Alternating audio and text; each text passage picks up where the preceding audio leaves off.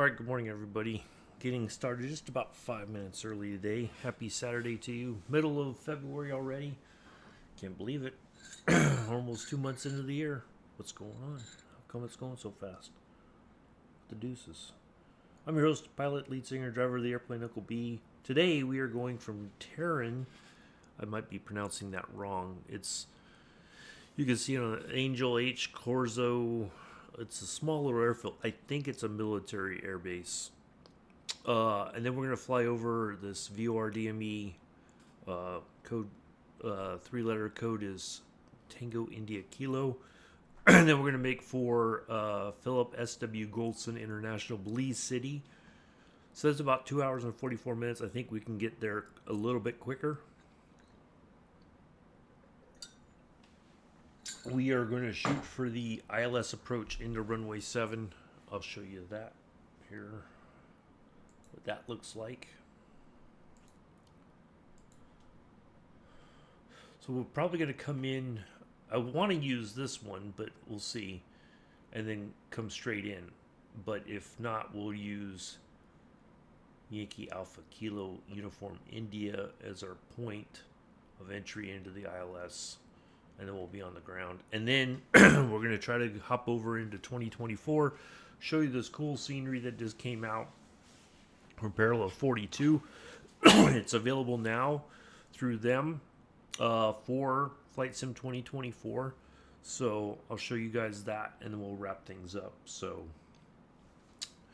I've posted the links in appropriate Discords. We'll see if anybody pops in and says hello. I'm going to go ahead and spawn in. We are, this is the route today.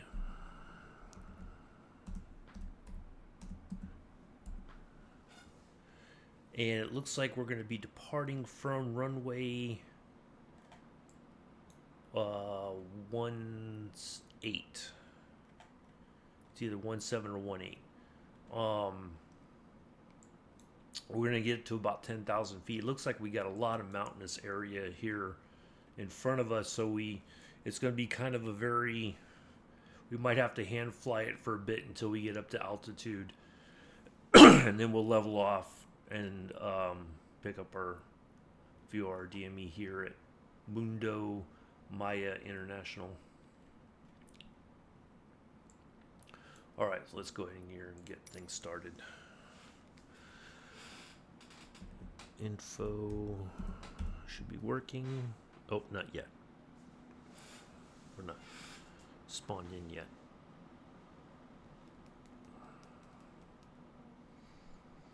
We're gonna have to add some fuel to the tanks just to make sure we have enough to get there.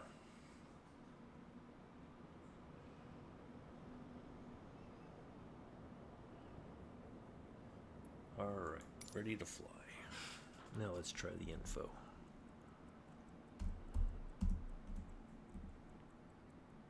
Nope.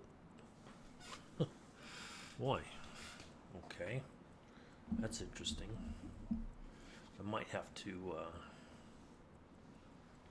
hold on a second.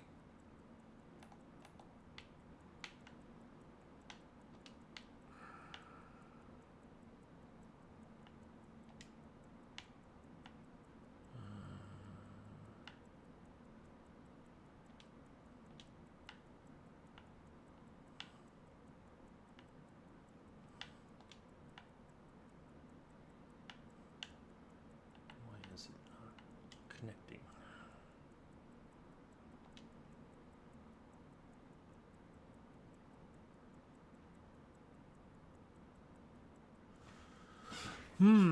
Interesting.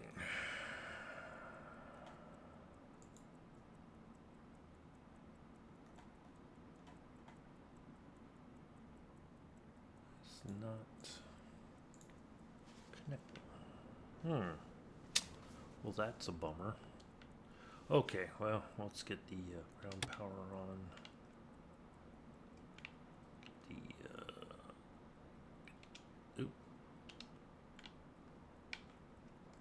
Okay, hold on.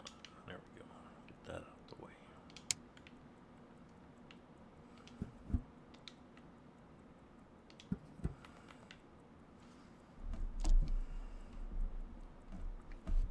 Okay, let's get this out the way. That out the way. And let's go ahead and get the fuel.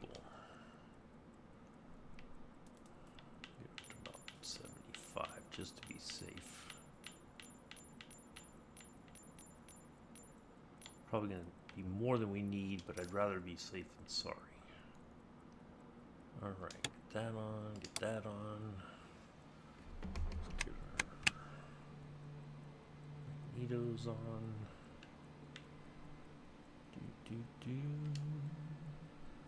Starboard engine. Oh, come on. Here we go.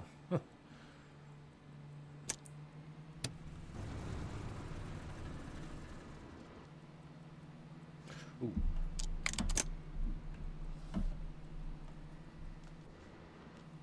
Forgot about that.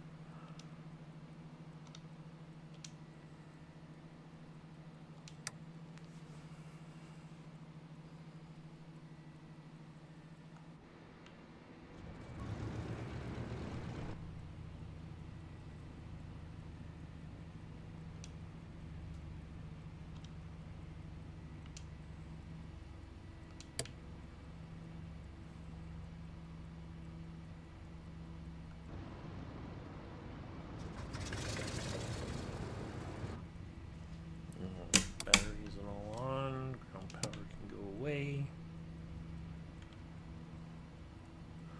11390. Oh, 11330 is our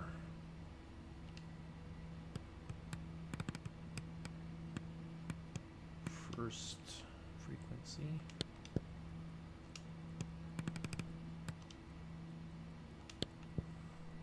Turn off the booster pumps.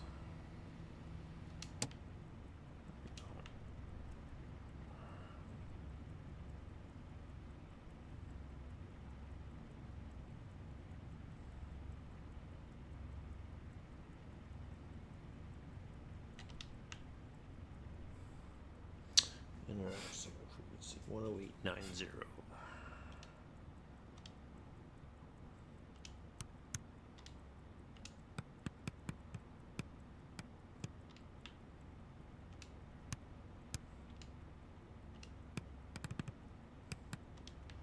Okay, and let's go down here. Let's pop in our some altitude.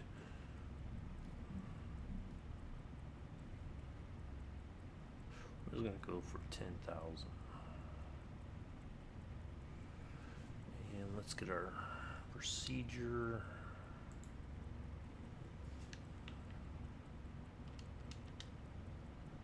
Select approach, enter.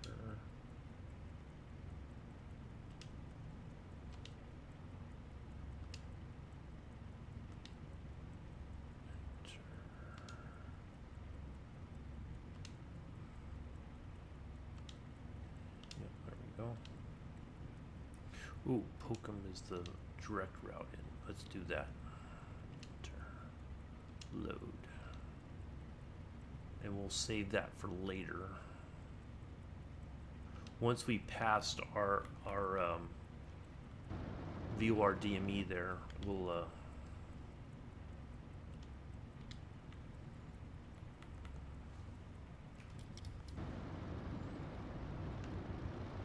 so it looks like when we take off, we're taking off from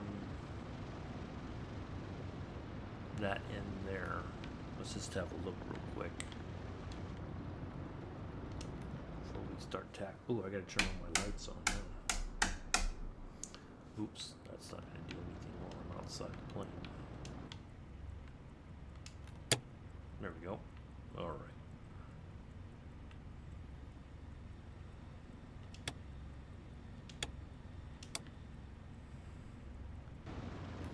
Okay, let's go have a look down that way just real quick.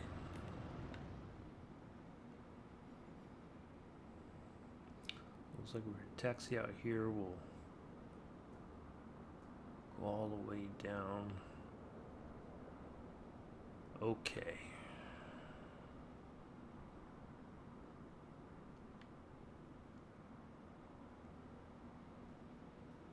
This should be the way out right here.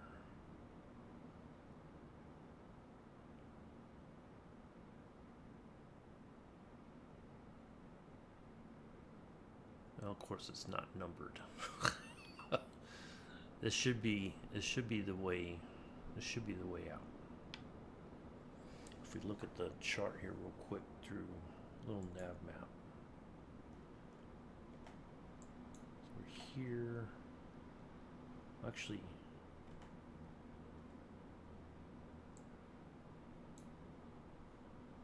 says we're facing the runway.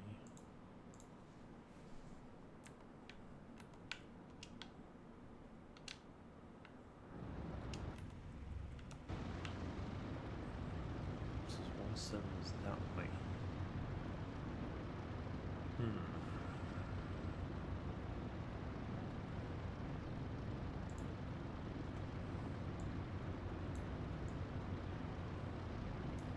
That's the way it wants us to go. Go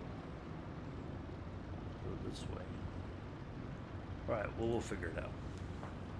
We gotta get in the air.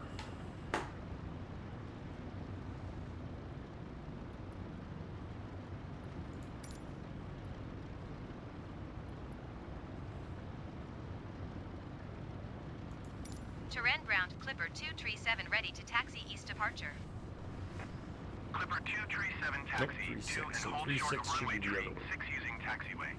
Okay. Contact tower on 118.45 when ready. Taxiing hold short runway tree 6 via taxiway Clipper 237. We're gonna get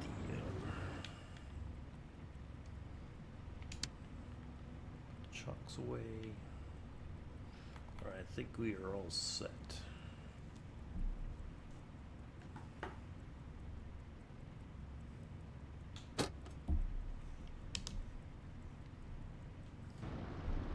Let's taxi outside here.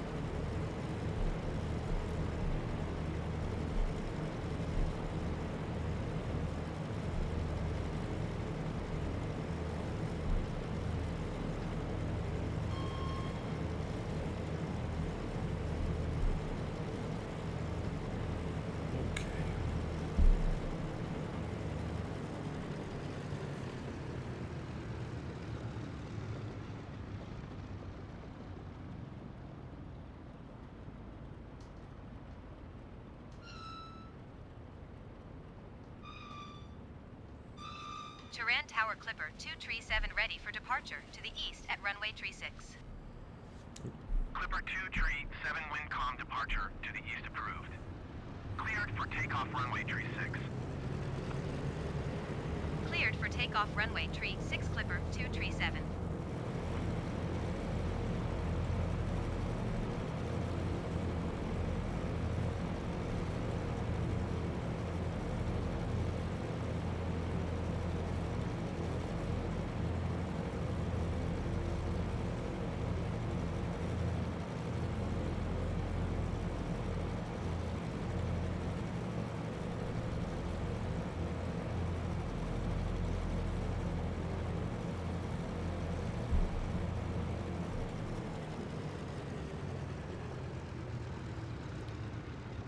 Got 4 people watching. If somebody can tell me that the sound's okay, greatly appreciate it.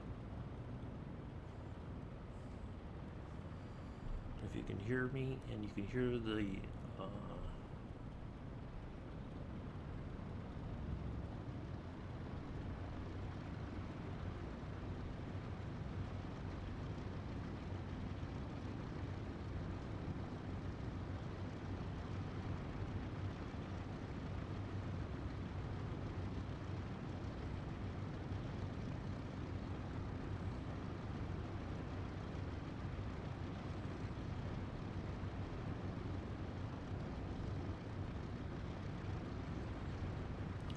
somebody can say something, I'd greatly appreciate it.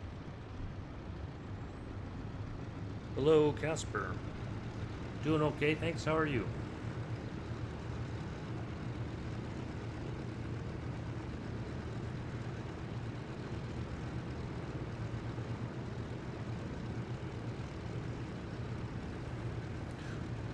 Okay. Hello, Mela. Thank you. Appreciate it.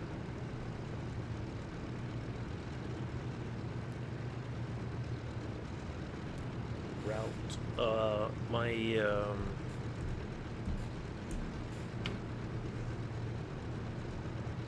My info thing is not working for some reason. I might try to fix that real quick before we get in the air.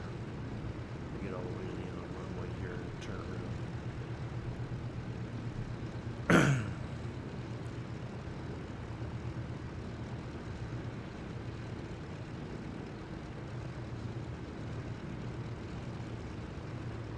I think some folks are recovering from the post Valentine's Day celebrations. Recovering from Valentine's Day celebrations.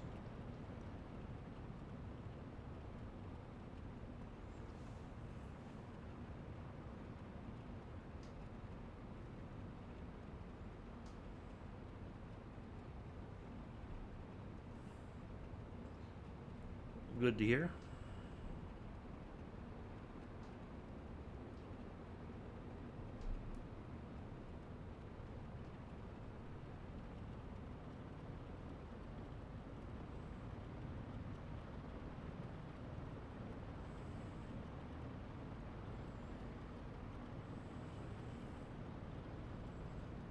No, it's the DC-3.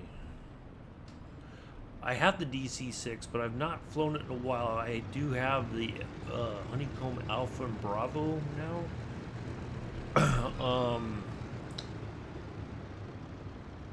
But I think I mapped all the stuff necessary for it, but I'm not 100% sure. Okay, let me change that. And I think we're all set otherwise. Let's see. Oh yeah, let me check this real quick.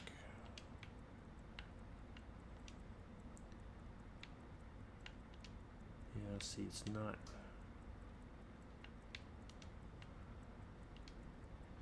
ATC bot is not wanting to work.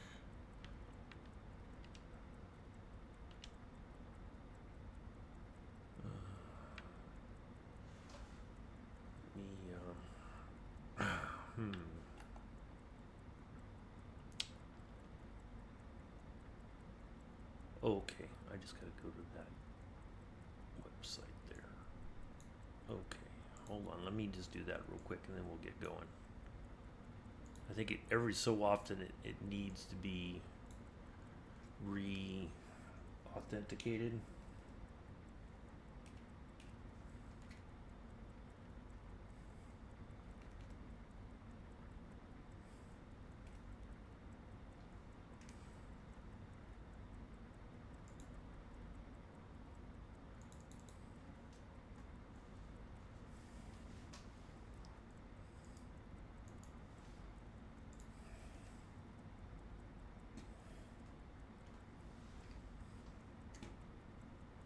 There we go. All right. Yeah, I do too. I've not flown the DC or the 737 in quite a while, but I did like flying the DC-6 once I got it figured out. Okay, now this should work. Info. Oh, maybe not. One more. There we go. Now that should work.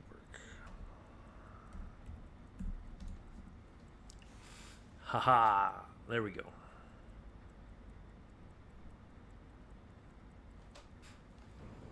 Yep. Okay, now we can get in the air. Oh, forgot one other thing. Almost forgot something.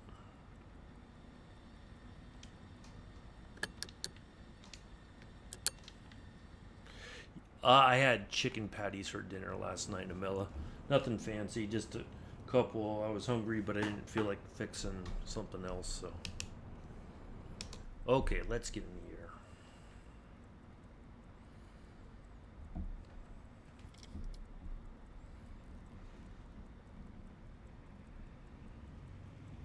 Alright, looks like once we depart, we're going to need to make a right turn.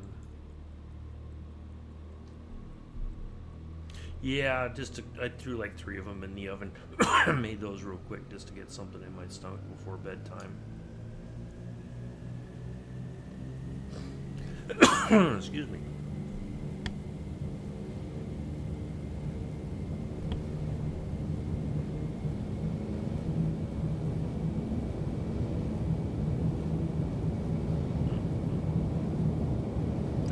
Doing the rudder dance now.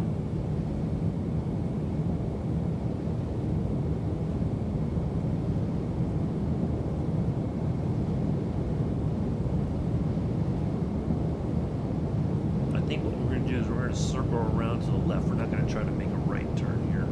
It looks like the ground is very high to our right. Alright, away we go. Yeah, we're gonna circle around here to the Clipper 237, continue for east departure. Oh yeah.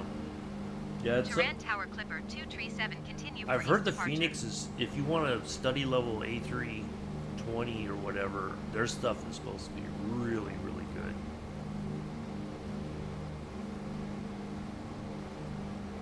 Okay.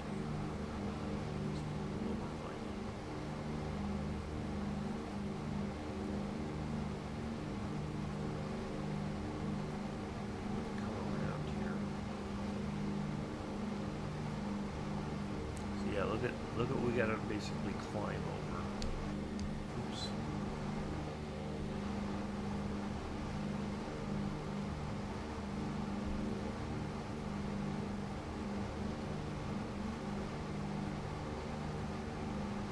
There's where we just departed from. I would have if I'd made that turn immediately, we would have been struggling to. Hello, Kev. How are you? See you here. Did you get all your packages delivered for ATS for the Thanksgiving or the Valentine's Day thing?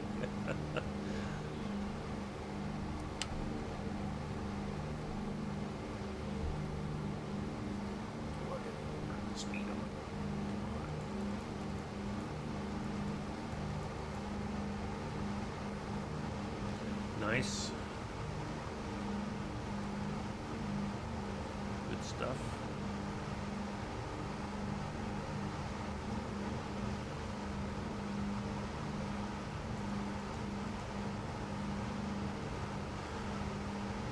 All right, we are on our way.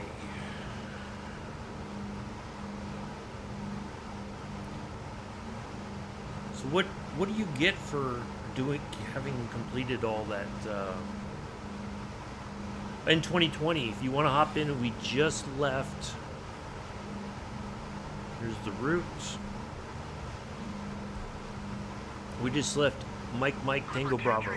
Leaving my airspace frequency change approved. So if you want to hop in with something, you're more than welcome to.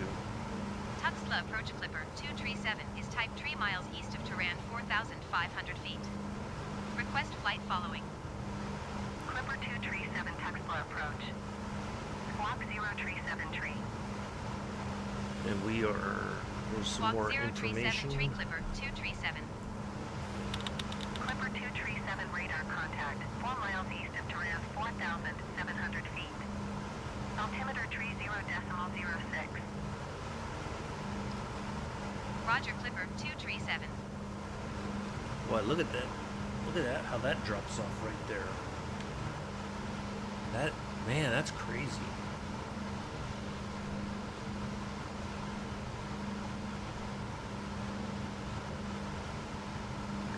Got a light up part with the arrow going through it. Oh, okay. Cool.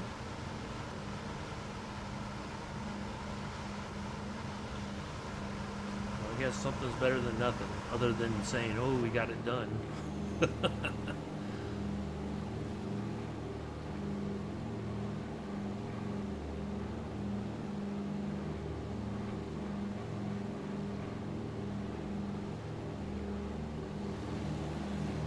thought maybe they'd give you like a fancy livery or something for it too, but that's still pretty cool. You know, you like all your dash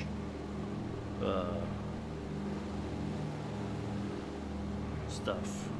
You got your burgers, your all that stuff.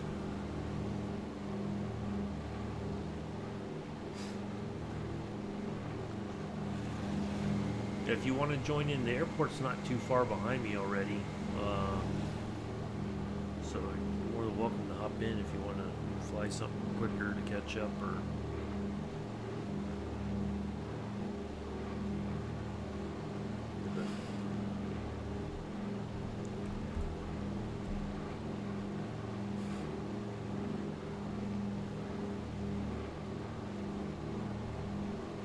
And if with the community one, we paint. Oh, okay. Oh, so the whole trucking community has to complete it, and then everybody gets a paint job. All right. Yeah, we're still climbing out. We're going to get up to about 10,000 feet because we got this kind of mountainous area here. And, well, that's cool. Hopefully the community... It seems like I remember the community is pretty good about everybody getting their part done so that everybody gets the paint schemes or whatever.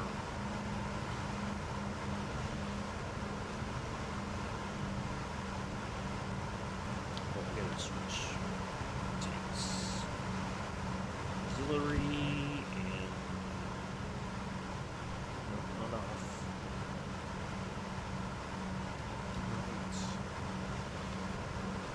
Let's get the turbo super on. Oh yeah. Well, if you got people doing a lot of the driving throughout the week, that's you know, I think it's pretty easy to get that all accomplished. Let's go ahead and clean it out.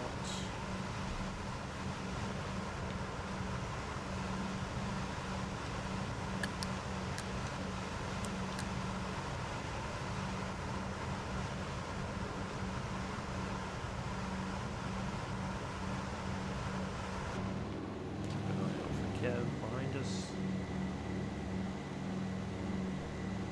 What you gonna fly, Kev?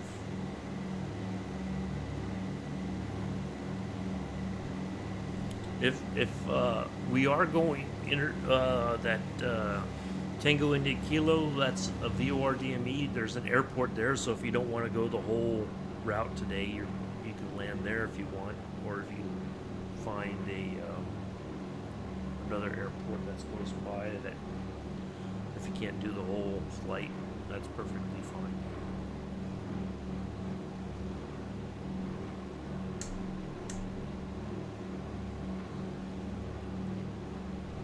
Oh yeah, yep. Yeah, I did that yesterday when I went to get things. Well, I think before I did the daily short, I did the update for it. Hopped in, got that done. Scruffy was way in front of me, and I thought he was pretty close to landing, and I overtook him just probably about 20 nautical miles out from the airport. That was a tough one. It was so overcast Dresden. Like it was just which meat have to kill them. Oh yeah.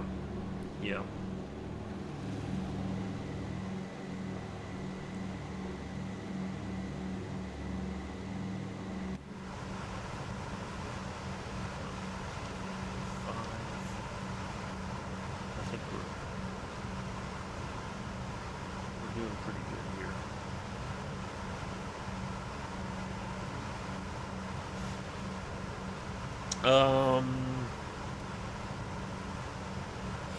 Need to kill it.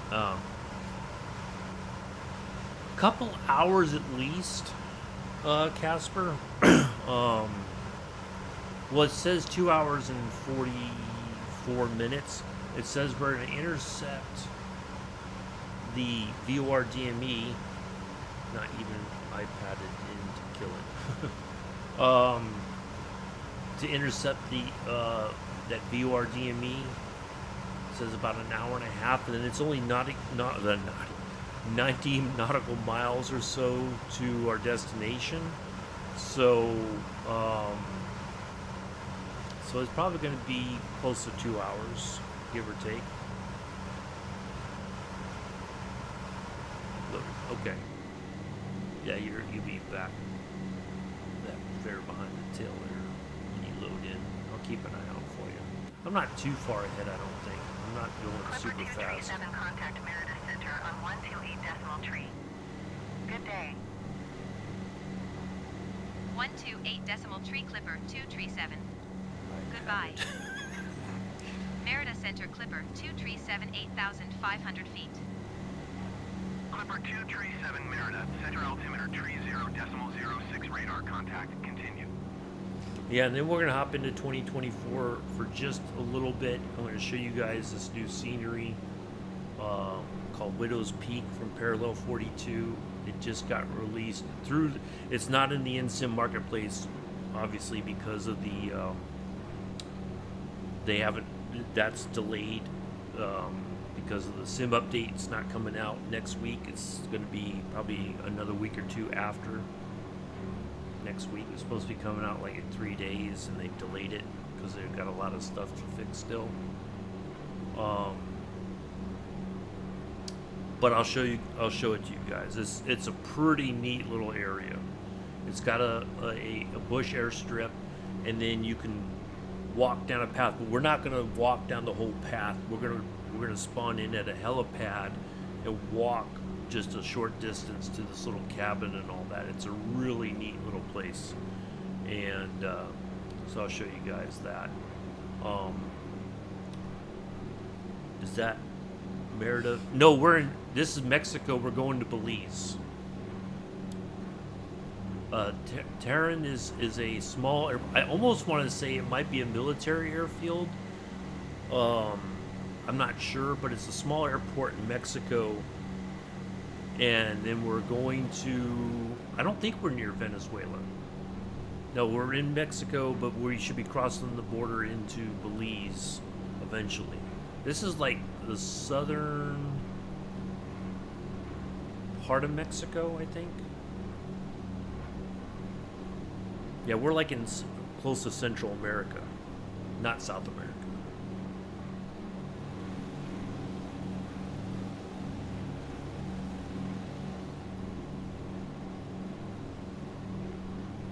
All right, should be leveling off here in a minute.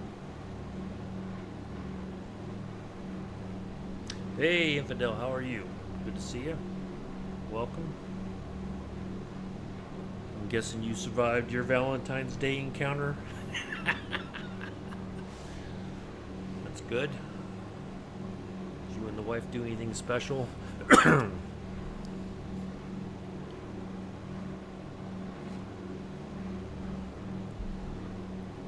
Bill, I hope you had a nice Valentine's Day. Did you get spoiled? Lots of food?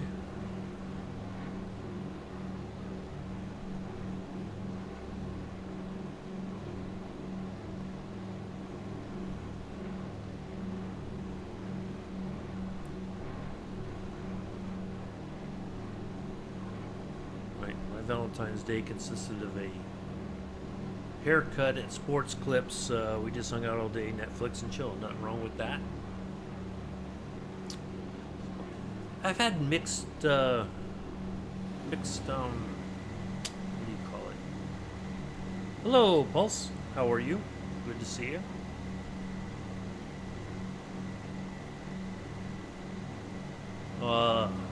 Yesterday was kind of like one of those, like the haircut was fantastic, but then, normally as soon as you sit down, before you leave to go pay your bill, they hold up the mirror so you can see the back of your neck and all that, make sure they got everything. Is it all? No, she was just kind of like, okay. And I'm like, chill duty, lurking in the background. Oh, child duty. Ah.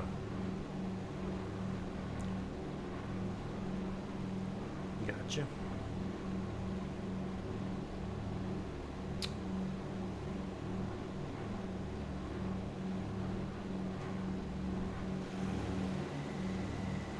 looks like about 10,000 feet is pretty good. We're not, and thankfully it's not overcast, so we can kind of see the scenery here. Looks like we're only a couple thousand feet above all this right here. So I thought at first I thought it said chilled duty, and I'm like, okay.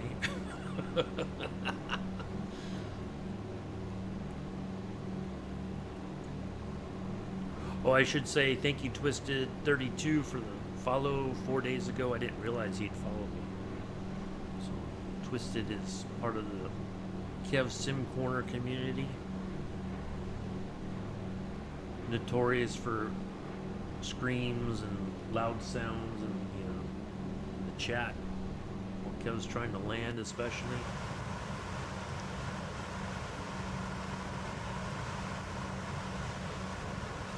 Okay, all that. Oh, let's put on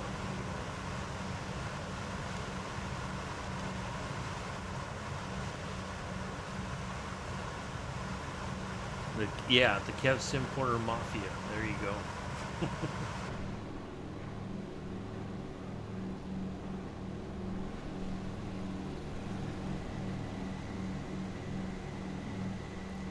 I don't see Kevin in the air yet. I don't think I'm that far ahead of him.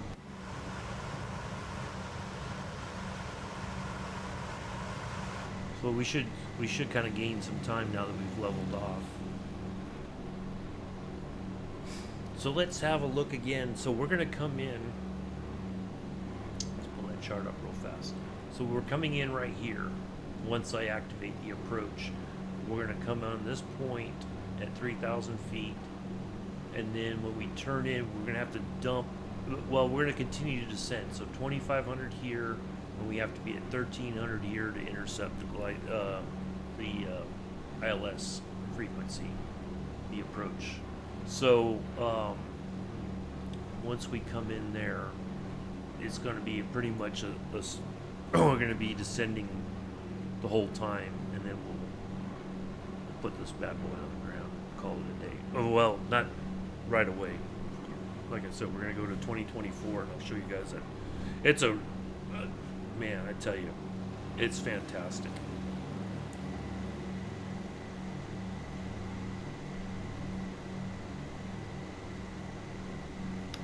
So they got a helipad there. They have a small little strip that it's kind of hard to find. It's a challenging little area if you're going to fly in. And flying out, I think you're okay, but flying in, you got to really pick your approach appropriately. But we'll pick a helicopter and spawn in on the helipad, hop out of the helicopter and take a little walk. It's not very far, so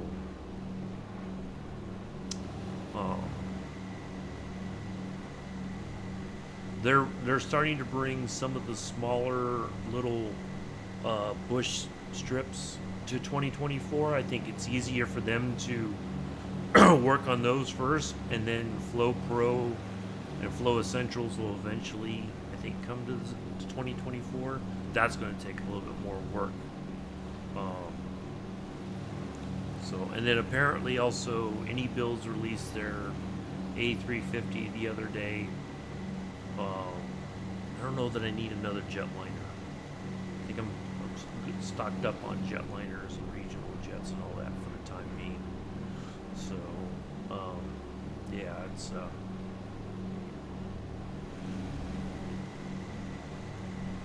Kev, are you coming in, or unless he's on the other side of the mountains, I just can't see his name.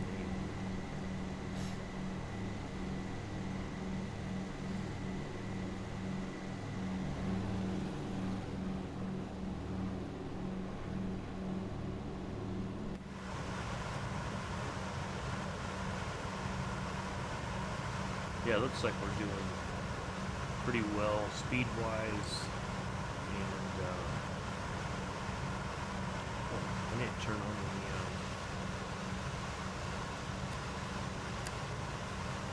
receivers.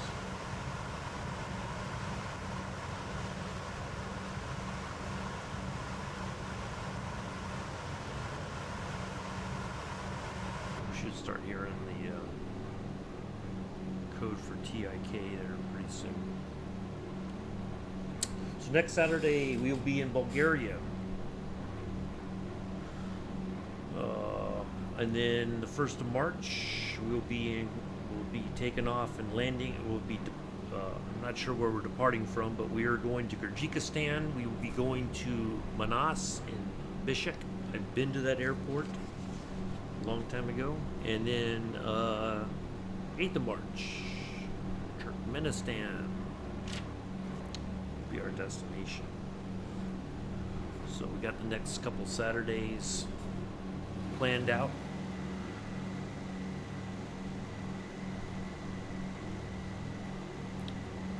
Be curious to see. Oh, should be the same one as you.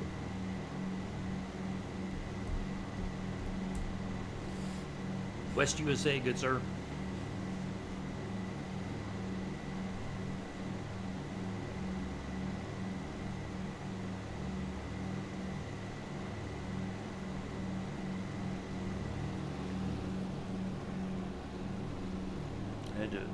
My Flow Pro wasn't connected. I had to for the chat to do the info.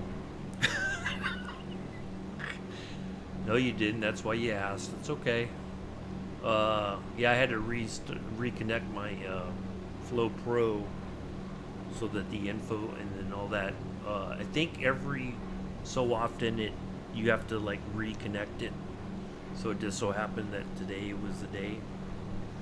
So seemed like, well, no, I didn't know from last week. We were in 2024, so we don't have Flow Pro. So, anyways, that's okay.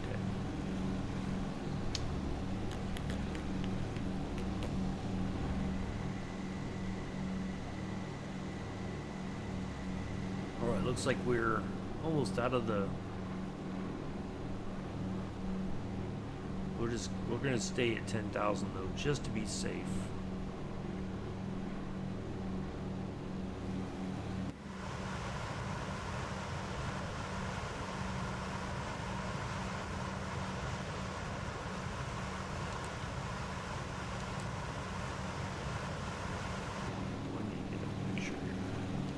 Today's flight brought to you by Parasox Airline. Parasox, just because some people wear a pair of socks does not mean that they will match. Scruffy Can will show you. All you have to do is ask nicely. He'll show you his mismatched socks. Once you see him, you can't unsee him. It's a true story.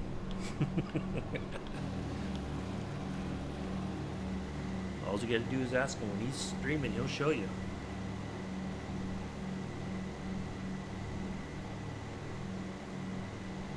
There he is.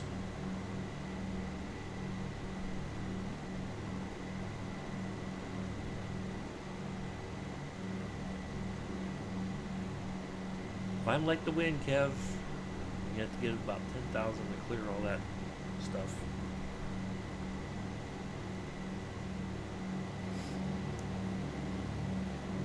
Or you can try to fly around through it, around it, whatever.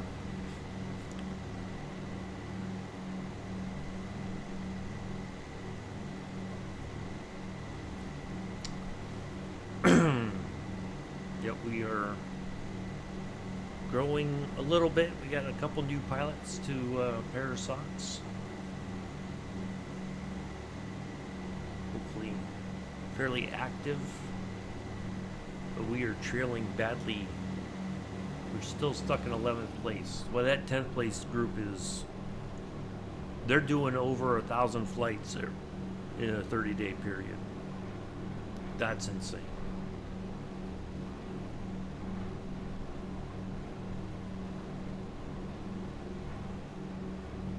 We're not even anywhere near close to that. But that's okay. That's quite alright.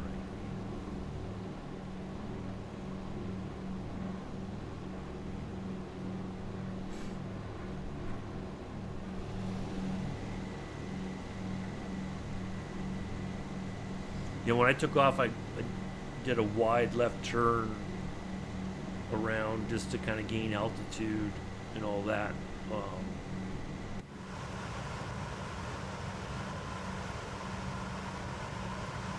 Okay, now I'm hearing the code for. Nope. Arrow is pointing right towards. Hopefully where the VOR-DME is.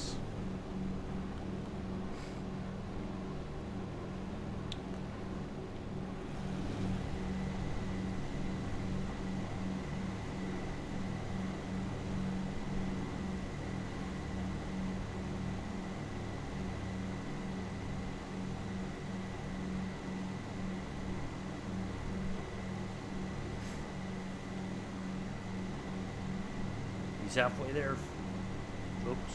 He's halfway to 10,000. Will he make it though?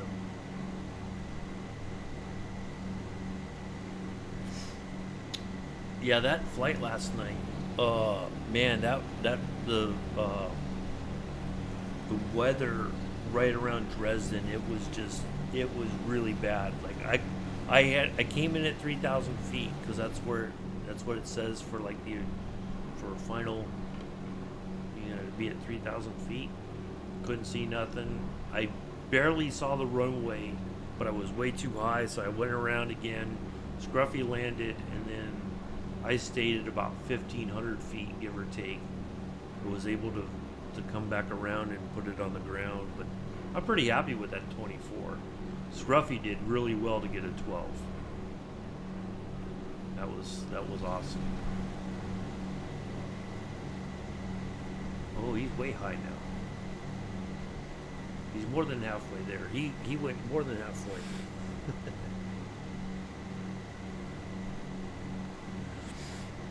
Oh, he disappeared, folks. Oh no. Where'd he go? We've lost Kev.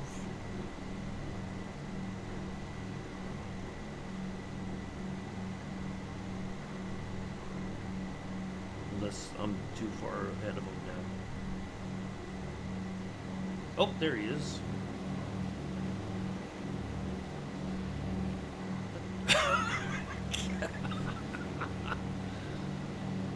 I'm not going to ask how you did that. Inquiring minds don't want to know. Yep, I see you now.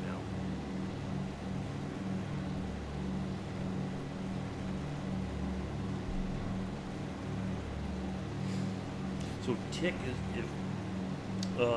near this little airport here, Mundo Maya International. Intercept that VOR-DME right there, and then we're going to turn towards. So it says 97 nautical miles, and we're going to start. Although this plan doesn't show our LS approach, but we're going to activate that once we're past the. Now he's off to the right. He goes left. He goes right. He goes left. He goes right.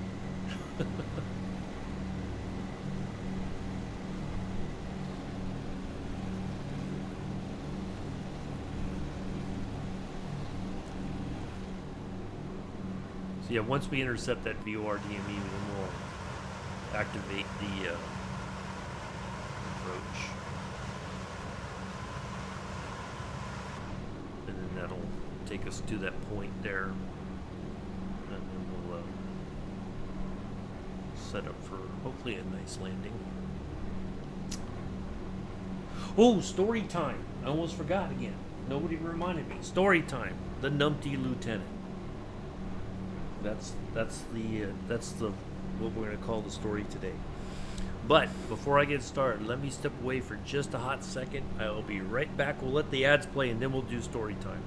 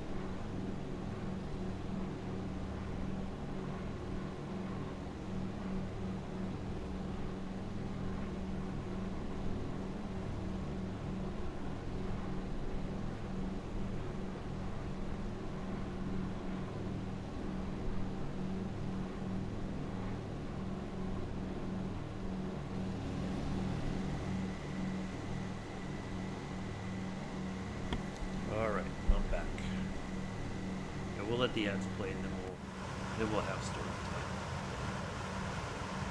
Oh, a little bit overcast here. Looks like, or foggy. Oh, well, some thin clouds. That's okay. I think we're past most of the high altitude mountains and all that. I think it kind of levels off here a little bit eventually.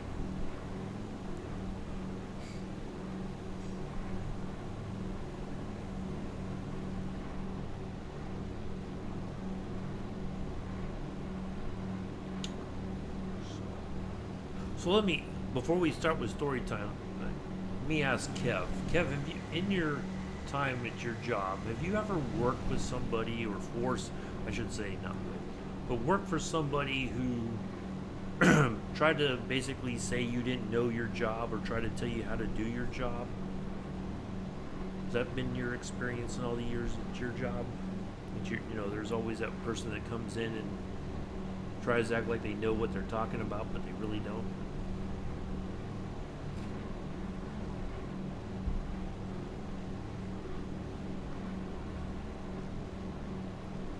Oh, never. Okay. Well, that's a surprise, because usually most people have had in their time, there's somebody who is in a position of authority, you know, they're the boss, whatever,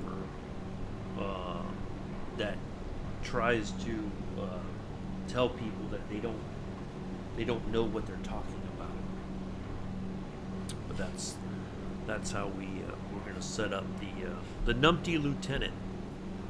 So basically, I'll just get things started a little bit, and then we'll finish the story after the break.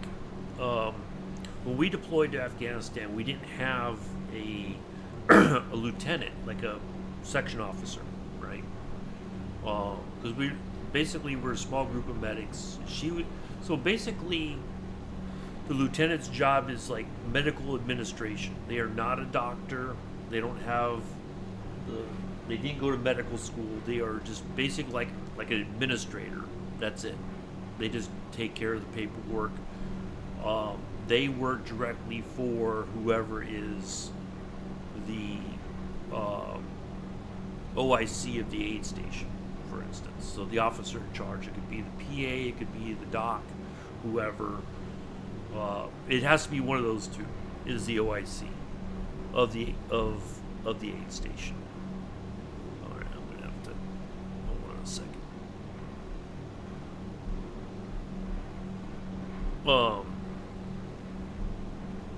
So we didn't leave with one, but as I wouldn't say as luck would have it, but we ended up getting one, and we'd already been there for probably close to 2.5 months, if I remember correctly. I could be a little bit off. I don't remember how, certain timelines. I know we were somewhat into our deployment, the 9-month deployment, but I don't remember how long we'd been there before the LT showed up. And personally, honestly, we were fine without one. It wasn't like it was something we needed desperately in order for us to function as medics or as an aid station in general. But somebody said, well, they need one, so she was it. Kept flying the DC-3 like it's a fighter plane. Nice.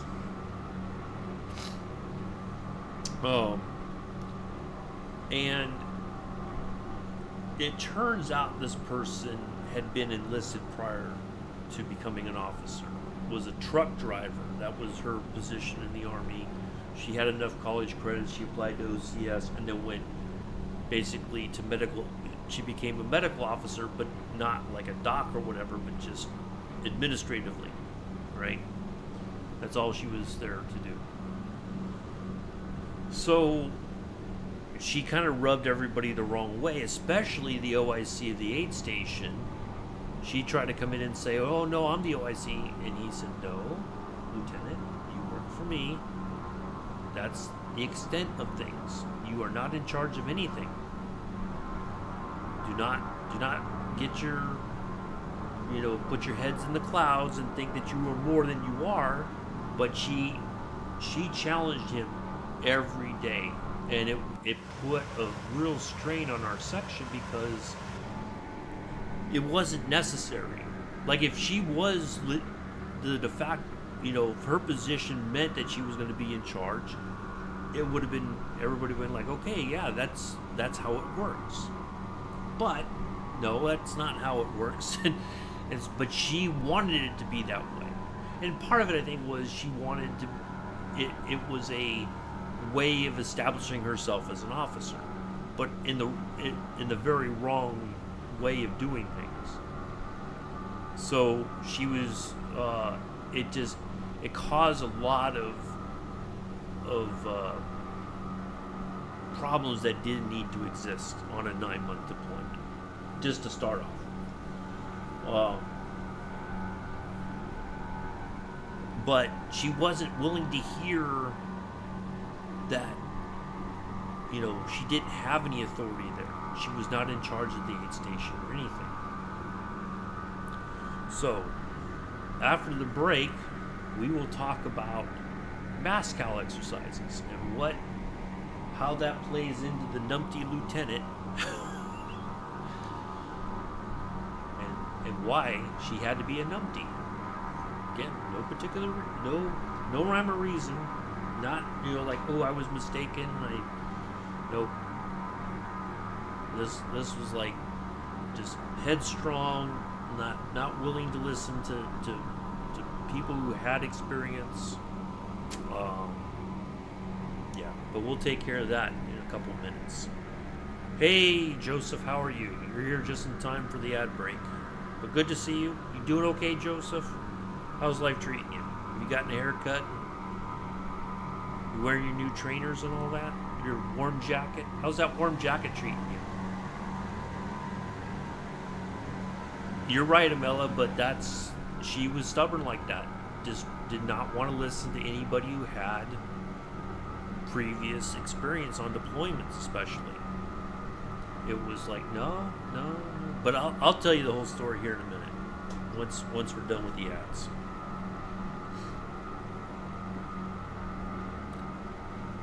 Okay, that's good. Well, we don't want you catching cold and whatnot when you go to the pub. We don't need you sick. We got about less than a week away from the new golf game coming out. You got to be 100% for the new golf game.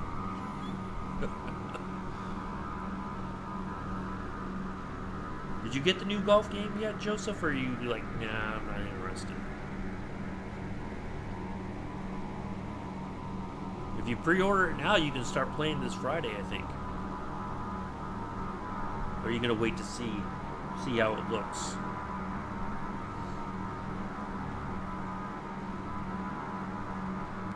Let's have a look at the fuel real quick. Good on fuel.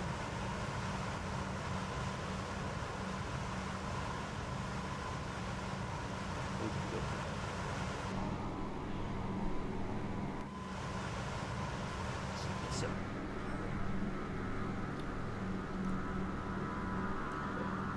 I had breakfast bars for breakfast this morning, Novella. I've been trying to get over to Publix to get some other stuff for breakfast, but this week has just been, let's see. Okay, fair enough. Yeah, I just had some breakfast bars, that's it. But I'm okay. I had a big cup of hot chocolate this morning. Little girl came in this morning. She was out last night. We sat in the chair for a while. That's where she is now. I put her back in the recliner. She just curled up and went right back to sleep. She's spoiled. I told her this morning, I said, you're probably the most spoiled cat in this neighborhood. You don't even know it. Yeah.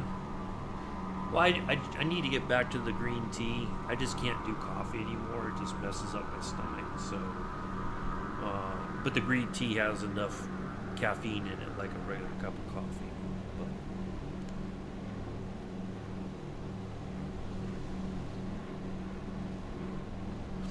But. All right, ads are almost done.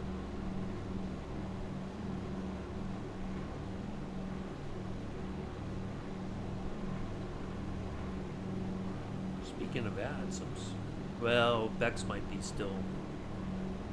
She might be having. It wasn't just Valentine's Day. She might be having a Valentine's weekend. That's okay. Good for her.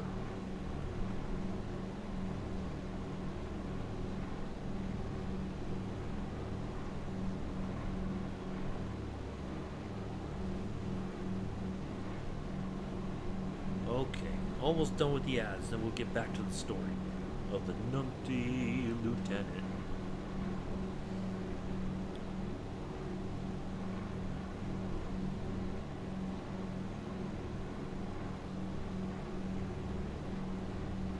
Okay, everybody's back.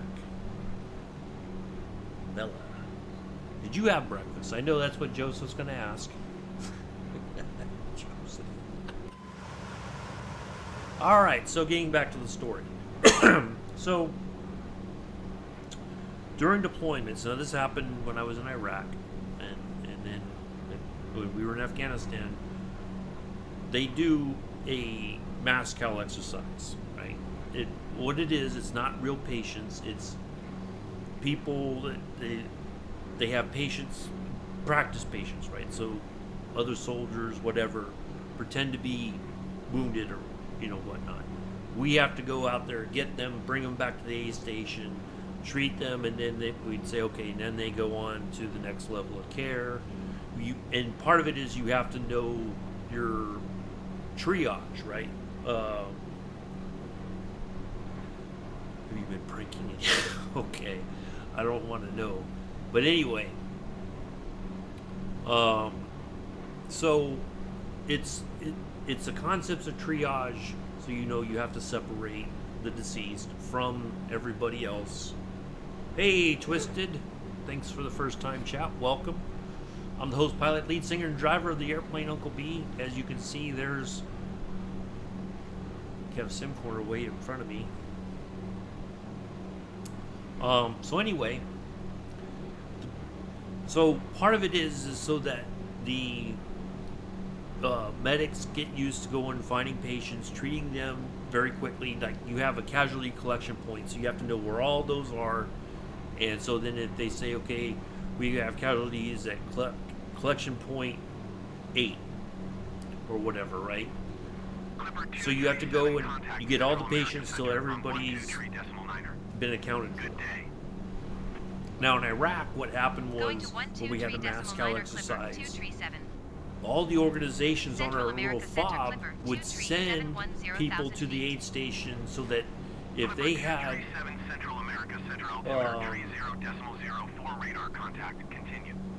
employees or soldiers that were injured, they knew what was their status, or if they were deceased, right?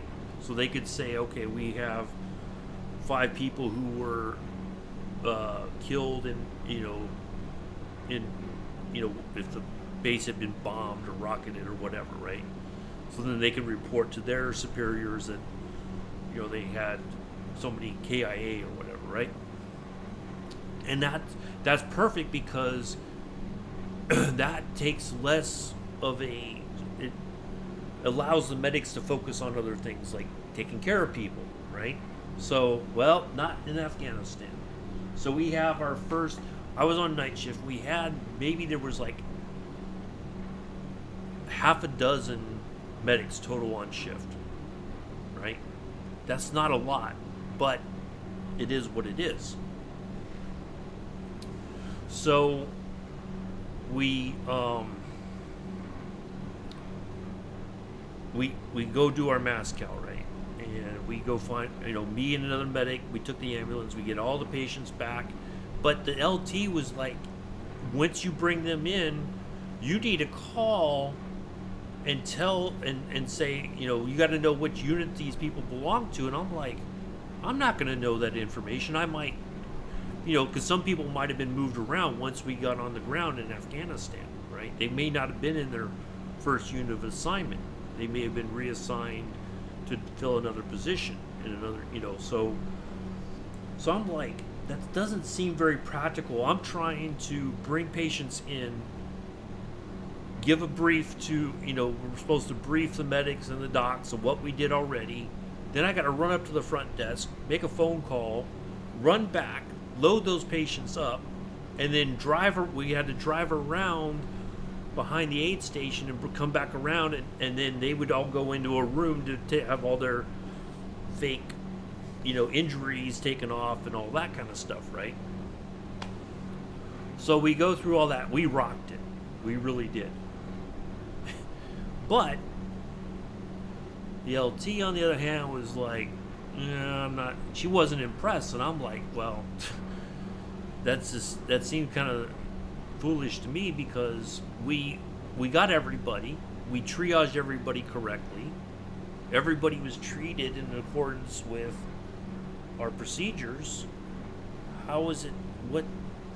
But so we're having a discussion after everything was over, and I said, in all honesty, the units need to send a representative over to here, because we're not going to have time. Now, if she was there, that would have been her responsibility, is to tell the units. But she didn't want to be a part of it. She wanted to judge us, right? But that would have been her job if she had been there with us overnight, because she's an administrator. Right? But when I said, ma'am, those units need to send people over. We don't have enough people to be running back, to be calling. No, Sergeant Reimer. That's just unreasonable. An unreasonable expectation. And I'm like, huh? What do you mean an unreasonable expectation? I said, ma'am, we don't have enough people. We don't have enough time to be doing that. They need to send somebody here so they know. We don't have time to be making. No. And then Captain Unger, who was the doc on, I love Captain Unger was fantastic. I learned a lot from him when I was a medic, and he loved teaching us all stuff.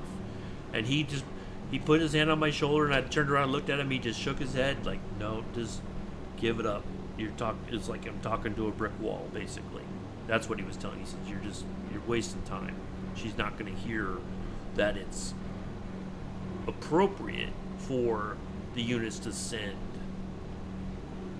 a runner over with a roster, and then they know who is injured, if they're going to go to the next level of care, if they're going to possibly be evac'd out of Kandahar to Landstuhl in Germany, for instance. So they have to know all those things, because they have to report Manning on a regular basis, right? So everybody's accounted for, everybody's alive, or if they're not, what happened to them. And it was just the most mind-blowing thing that she was just kind of like, no, I don't think that's the way it needs to be handled. And I'm like, well, that's how it was in Iraq. Well, no, we're not going to do it that way here. Alrighty. Okay, well. But, that's the problem when you have people who are trying to make a name for themselves. They don't want to listen to anybody who has experience they can say, okay, that makes sense. I didn't know. This is my first deployment. This, first time in this situation. I didn't realize that. Because for many people, it was their first deployment. They just didn't know any better. So, no, it would.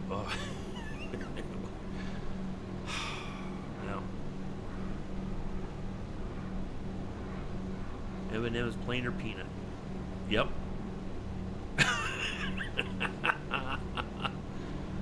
Nice one, Kev. Yeah, I'm about 45 nautical miles out. You went way ahead of me. I see you turning around and coming back.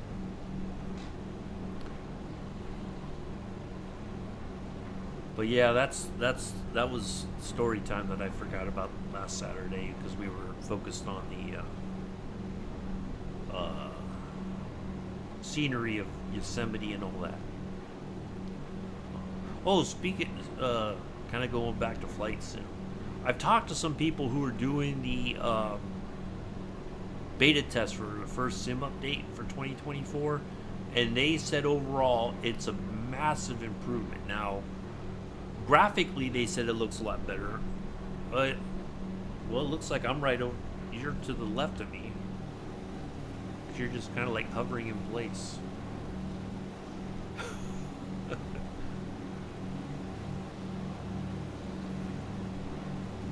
looking at you right now,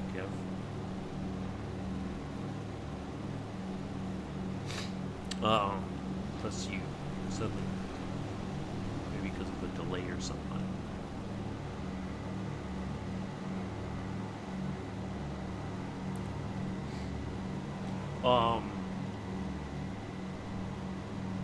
Yeah, so that was the story time. Oh yeah, I'm lost. Typical Kev, lost. See, you don't have JP here to sort you out, do you?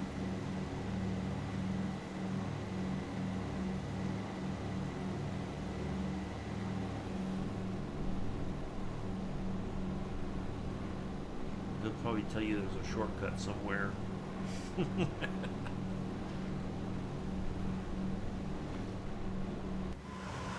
have it. All right, 39. So I think we only have actually two. Our total is. It shouldn't take us 46 minutes to cover 38 nautical miles. So I think that's how much time we have left in the flight.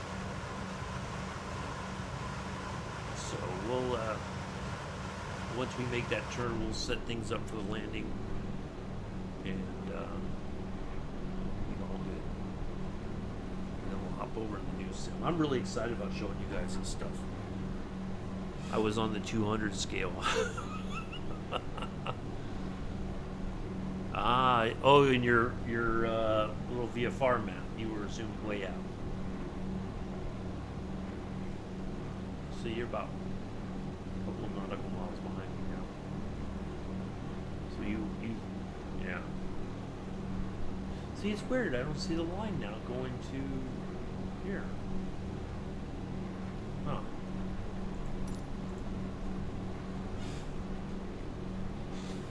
Crazy.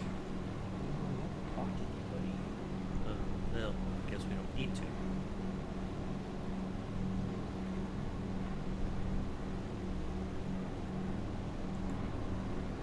Okay. I hear you again. I think you.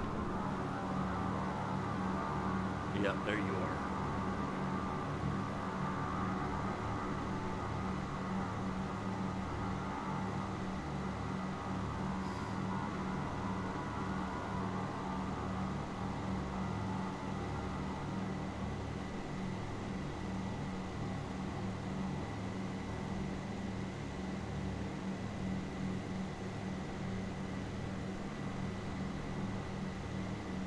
So yeah, I'm thinking we'll see how things are once the sim update is released.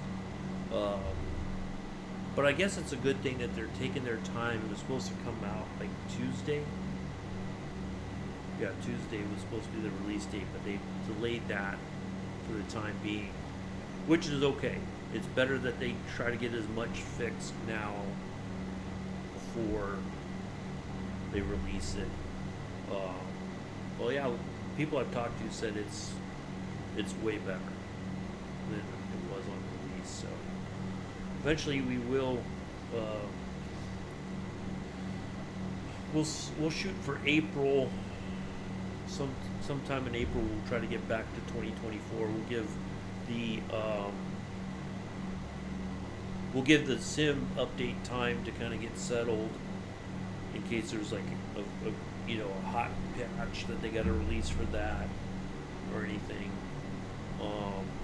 But I am trying possibly towards the end of April, like a Tuesday, Wednesday, I may go down to Pensacola to go see the Blue Angels practice. So I'd be gone a couple days, so I wouldn't be flying with anybody.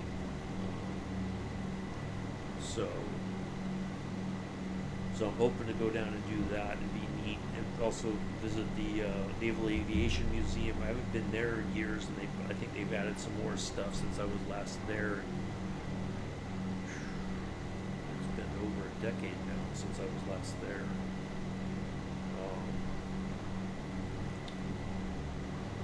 About 14 years, I think.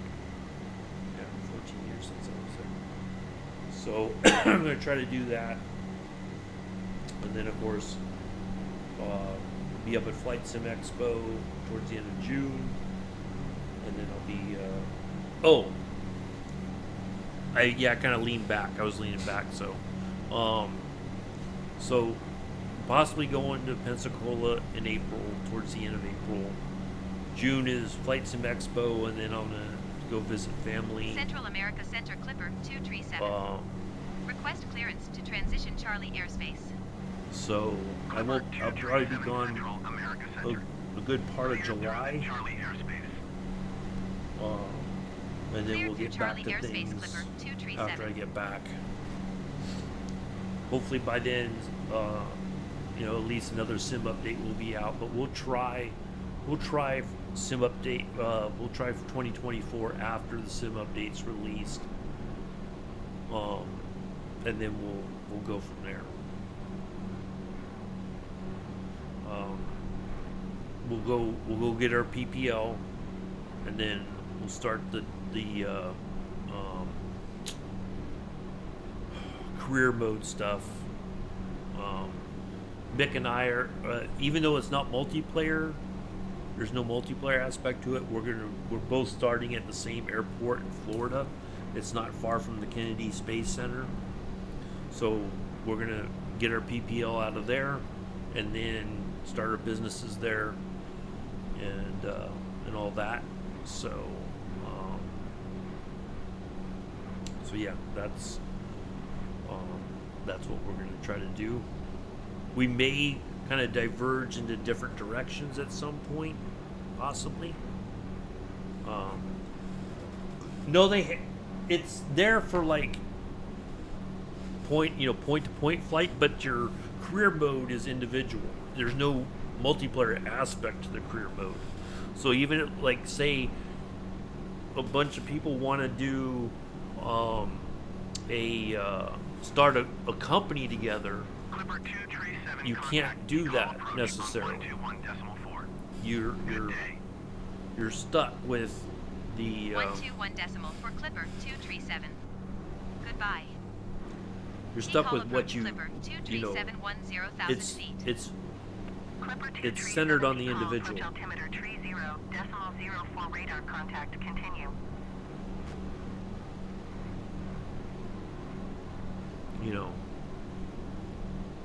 So that's the only drawback. So like if you want to have if all your friends want to work for like the same company sort of thing, you can't do that.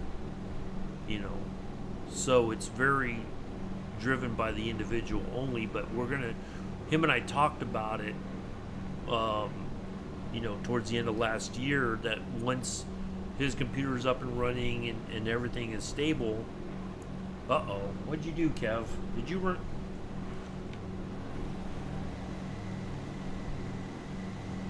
Oh, I see you at 11,000 feet.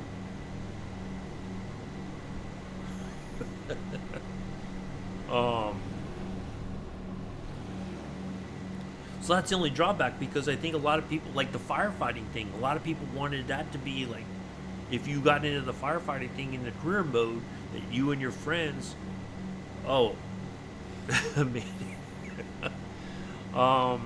It's not even March yet, that's right. Almost, we're getting there. They just don't have that. That's the unfortunate part, because a lot of people were expecting Timo Turnow? I'm sorry if I'm mispronouncing it. Thank you for the follow, Timo. Appreciate it. Welcome to the Uncle B Sim channel. I'm the host, pilot, lead singer, driver of the airplane, Uncle B. We're almost at our first nav point here, and we'll be turning. We got about 38 minutes left in the flight. we're gonna land in Belize City, and then we're gonna once we park the plane, get everything stopped, we're gonna hop over into the new sim and go take a look at this new scenery from Parallel 42, Widow's Peak, and it's one of their new sceneries that got released for 2024, or it's new to the new sim. They did have it for 2020, but I want to kind of show it to you guys real quick. It's a pretty neat little place. So we're gonna spawn in at the helipad there near where I want to show everybody what's what, and then we'll wrap things up. So I gotta go grocery shopping. I've been trying to go to the grocery store this week, and it's just been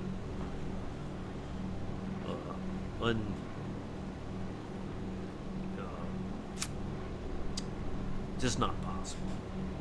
It's been crazy. So we'll be back next Saturday, same time. We'll be in Bulgaria. I'm not sure where I think we're departing from somewhere in Turkey, or I can't remember where. But anyway, we're going to land in an airport in Bulgaria that we've not been to before. I know we've been to Sofia in Bulgaria, but we're trying to knock out some flights in the DC-3,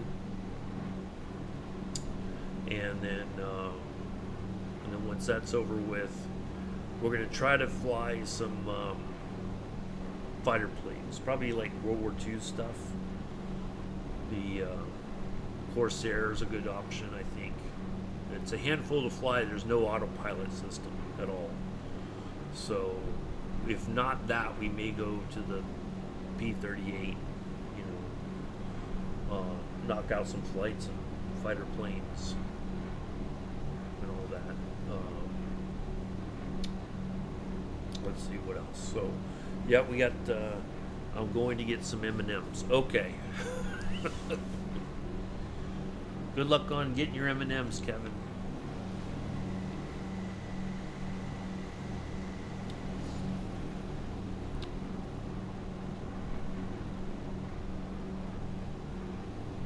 So yeah, we got stuff to do.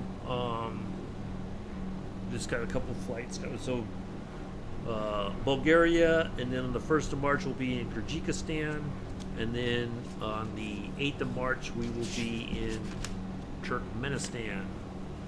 So just trying to get to some places we've not been to before, get some flags for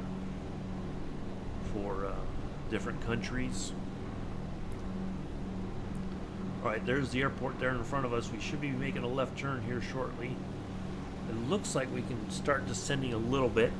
I'm going to wait till we turn. I want to see kind of like the area where our destination is might be covered in clouds. So we'll start descending a little bit. Matter of fact, we can go ahead. Well, we'll wait till we turn.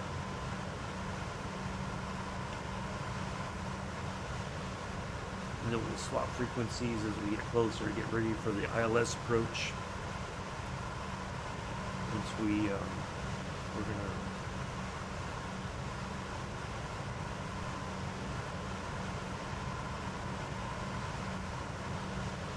actually, I think what we'll do is we'll swap to the main tanks now.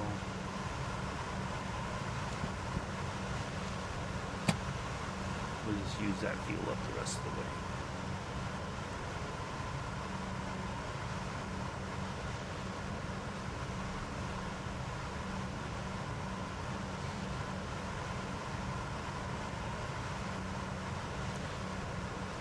Hello, Mick. Good afternoon. How are you? Good to see you here. Did you have a good Valentine's Day?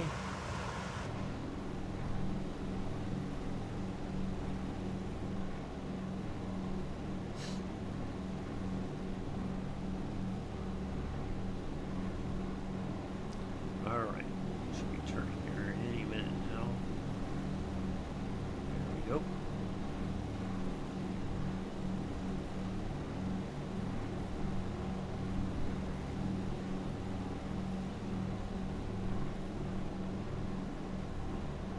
asked Amela, Amela, did you have a good Valentine's Day? Did you get a lot of food?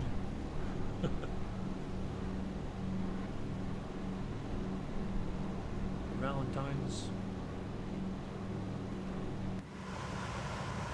Oh, it's already okay. We're heading there anyway, so let's zoom out a bit. All right, so that's what that looks like. Okay, so now all we got to do then is start descending a little bit. Well, that's good to hear. Let's go down about 8,000 feet. I think we're okay there. I think we could live there.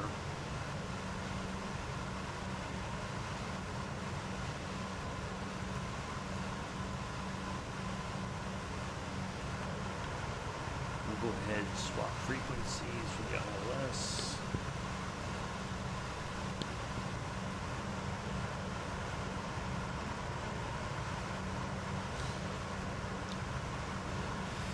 We had a heavy breakfast, bacon and eggs. Ooh, nice. Sounds good.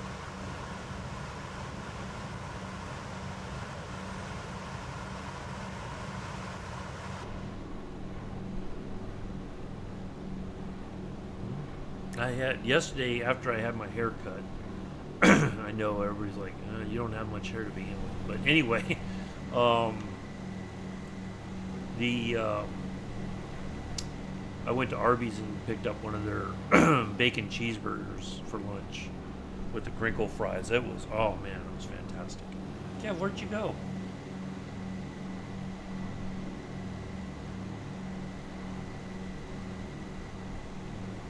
See you. Little map. Oh. Okay, I got you now. Enough with the M&M's, lost his hand in the prop. I see you now.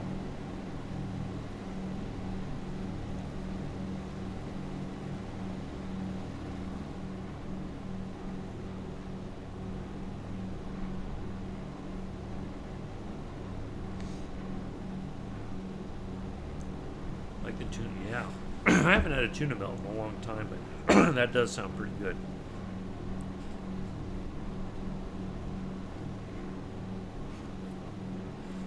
Well, you got here just in time, Mick. We got 71 nautical miles to our turn in for landing, and then we'll hop over. I think you're gonna be in love with this scenery when I show it. You're gonna be like, yeah, that's the kind of place I want.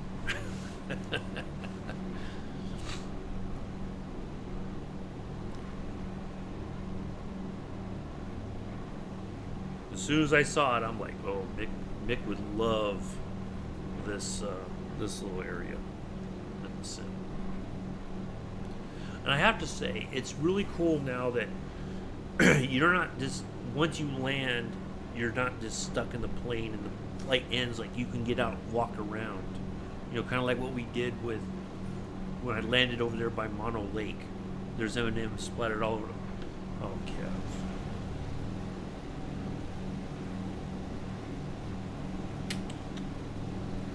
There'll be a number for you to call.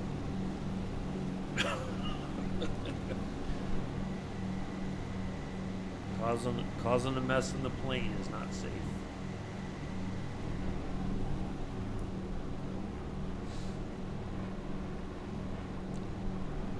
See, now if Joseph's in the chat, he's going to say, "Oh, Kev, what are you like?" 'Cause that's about what he does. That's his deed. That's his thing. Come on, Joseph.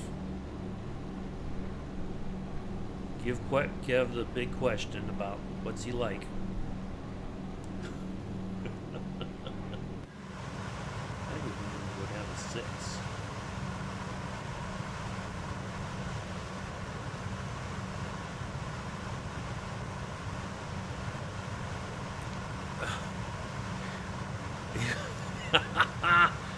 What? You do that? Come on now, don't be shy. Ask Kev what he's like. That's your famous question that you like to ask people. It's okay.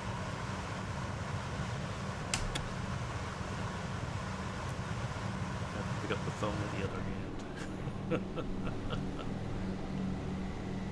How is he going to answer the radio now? Because he's got to hit the. Keep your eyes in the sky, Cap. Oh, see, there he goes.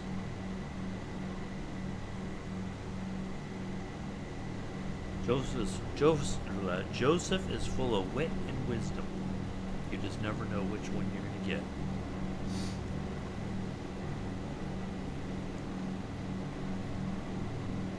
Clipper 237 contact Central America Center on 123.9er. Good day. 123.9er Clipper 237. Goodbye. Central America Center Clipper 237 8,300 feet. Clipper 237 Central America Center altimeter tree 0.05 radar contact. Continue.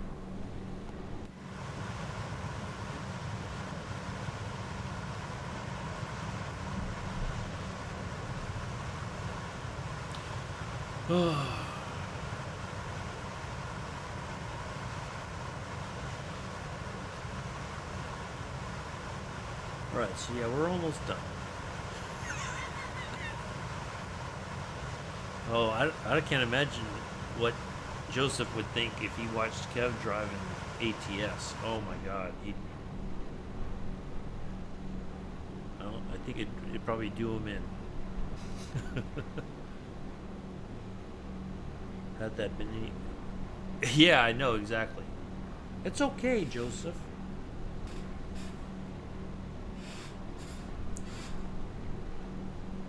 Kev's a New Yorker. He's used to people talking nonsense. I'm a safe driver, not like a... Oh, here we go. No, well, look, remember how ATS was with Mick and them driving? It's sometimes you could be the safest driver, and Kev will tell you, you could do all this stuff, and yep, he is.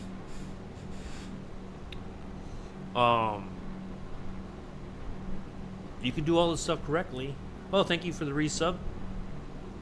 Every 2 weeks. If you can, it's great, Mick. If not, it's quite all right. So yeah, Joseph, it's no different. You could be the best driver out there, and the AI might have another plan in place. You know. Where did he go now? Oh, there he is.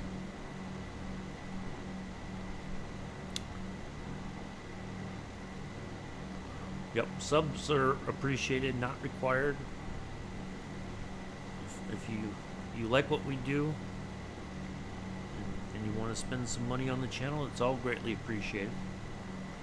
But it's not a you don't have to do that in order to be part of the stream.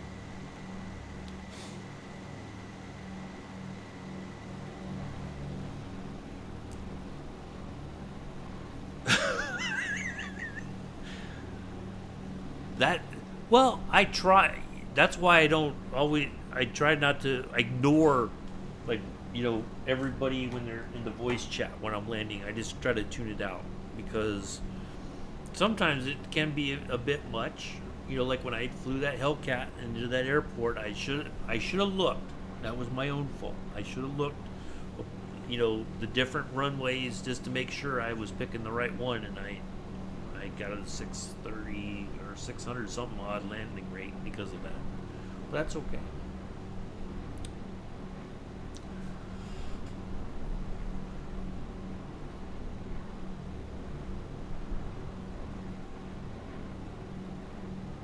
Oh, thank you. I appreciate that, Mick. I saw there was something else, but I didn't quite see it, so thank you. I greatly appreciate that, sir. We have company, though. Let's not get too tender. Joseph's going to start getting weepy, and,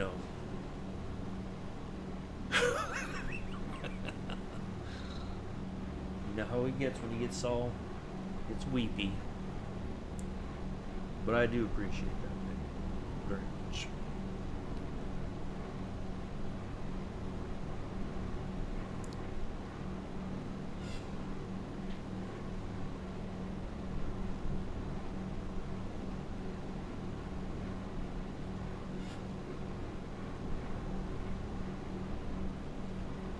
What's Kev, honestly, I don't know how you deal with that person. Like I think they mean well, but it's very hard to tell sometimes. Well, look at, we're going to poke him.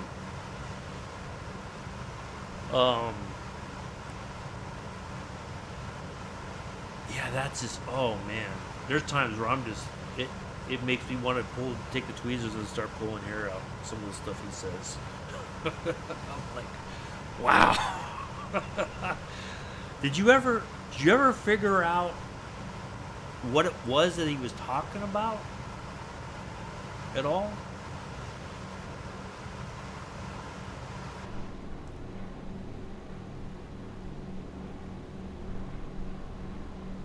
All right, don't make Mick turn the sim around and take you, because you won't like it. Thank you for the 30 biddies, Kev, for the giant emote. Appreciate it.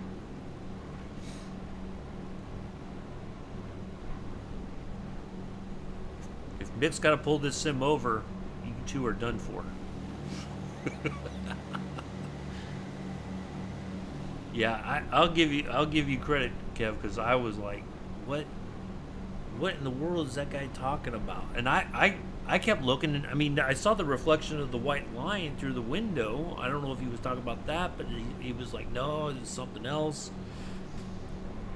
Oh, it just created a reflection of some kind. Okay, that's what I thought too, because I saw on the steering wheel you had it like chromed, right? And I'm like, okay, maybe, but I don't know. It was hard to figure out what exactly this person was trying to say. All right, let's have a look here where we're at on the actual little nav map. All right, so we're coming out here, right?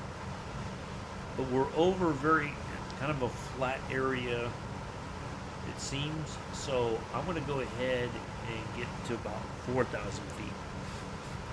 We'll just keep descending a little bit more.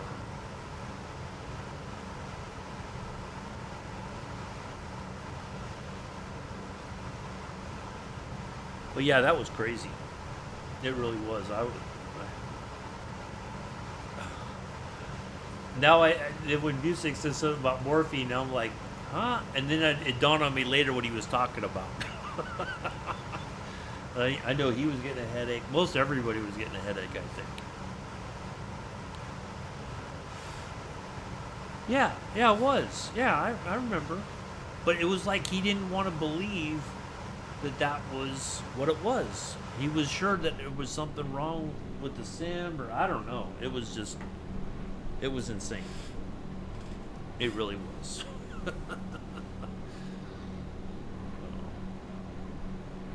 All right, we're going to continue to descend. We'll get ready to land here shortly. We'll see how we do with the. We got about 19 minutes before the next. Well, there she is. Hello, Bex. How are you? Did you have a good Valentine's Day? Did you get lots of chocolate? No? Well, that's a shame. Maybe Joseph will share some chocolate with you. Joseph, did you get any chocolate for Valentine's Day? Or did you get your mom any chocolate for Valentine's Day? Or did you eat it all already? That's what happened. Your mom got the chocolate and you were just like, I'm going to stay up till about 3 in the morning eating all the chocolate. Huh? That's what happened. I know. That's okay.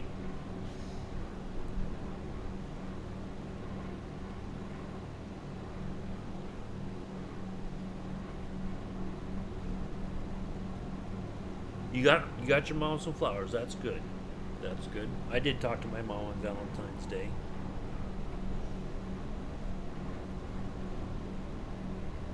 I have to admit, I got kind of bottle of wine and roses. Ooh, look at you. Nice. Very nice. Glenn did very well then. Good stuff.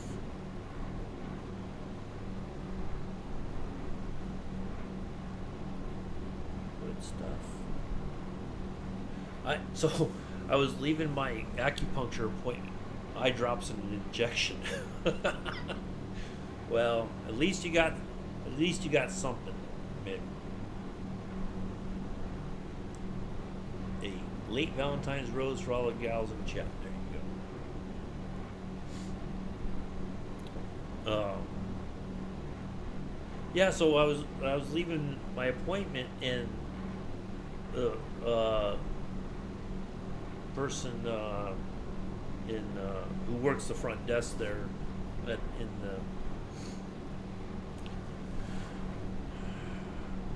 the acupuncture place, she said, "Well, have a nice Valentine's Day," and I should have just said, "Okay, I will," but no, I kind of snapped and I said, "Well, I would, but I don't have anybody to celebrate with," and I kind of made it like a idiot of myself. I'm not gonna lie. And then she was like, "Well, you can always do things for yourself," and I'm like, "Yeah, that's true. Whoopee, Yay! All right, we're getting closer. Let's see if we can talk to the airport and let them know we're coming in.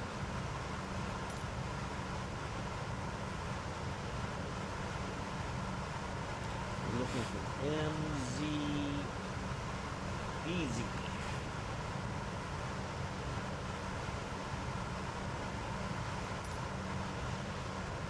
I should have just... There we go. Tower Clipper 237 is 48 miles west, 4,500 feet with India to land. No. Oh, God, no. No. Clipper 2 No. tree, I would not. altimeter tree 0.04, wind 090 at 7. Fly straight No, in thank you. runway 07. Fly straight in runway 07 Clipper 237. Also, I don't know. I want to know what that is. All right, let's get things set up for landing, shall we? Yes, let's.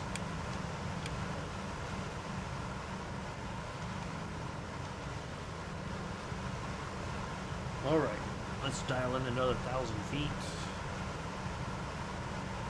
Actually, we're gonna go for the 1,300, but we're gonna take a nice leisurely descent to 1,300 feet.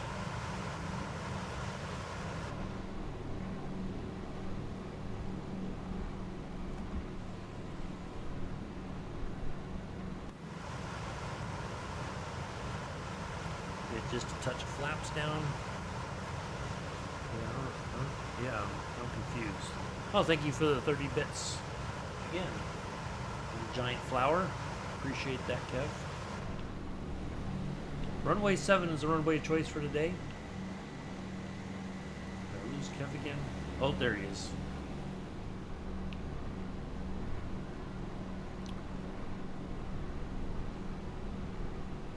Maybe he's lurking in the chat. He's already seen it. It's too late, Joseph. Too late. It's too late, baby, now. It's too late. Glenn's already seen it.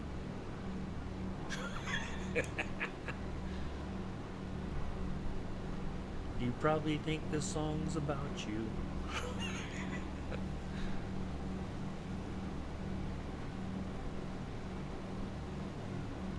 Chuck her on in there, Kev. You got it.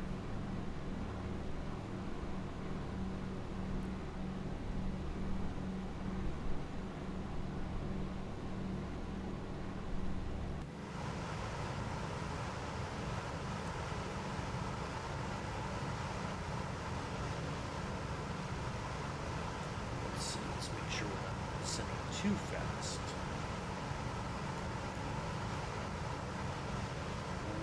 I don't want to get to 1,300 too quickly.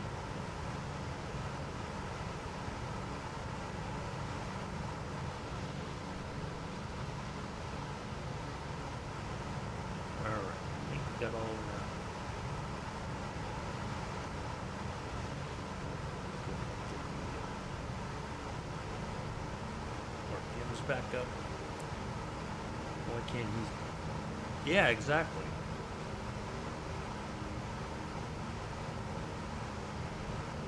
Because Joseph said so. That's why.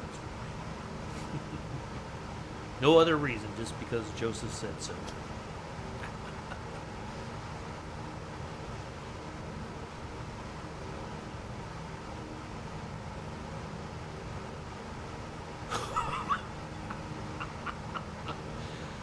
Oh boy, here we go.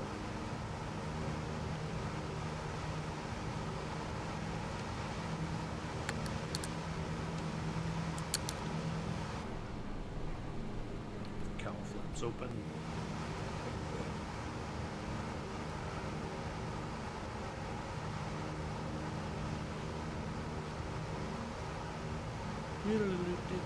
Joseph Circus. Oh boy. Never dull moment.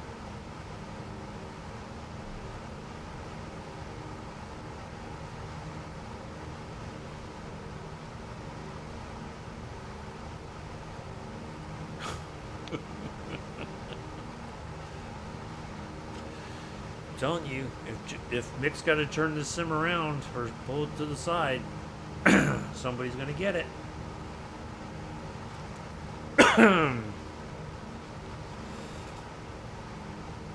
I'm so confused, so I'm going to tell Glenn now. Uh-oh. Now you did it, Joseph.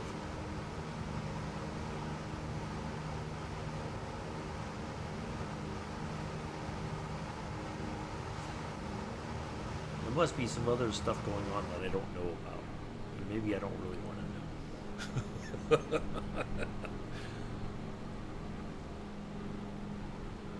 I don't want to.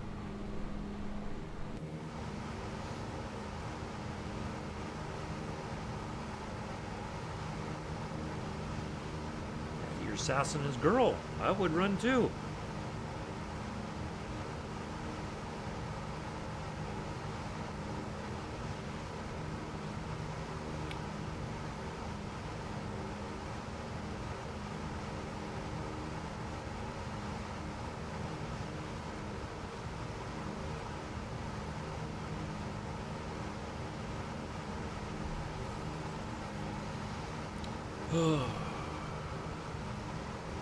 Never dull.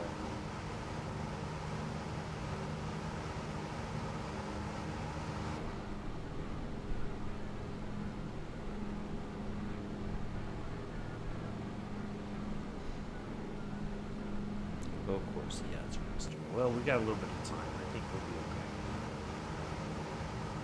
okay. Yeah, just a touch. Well, the airport's right off the coast.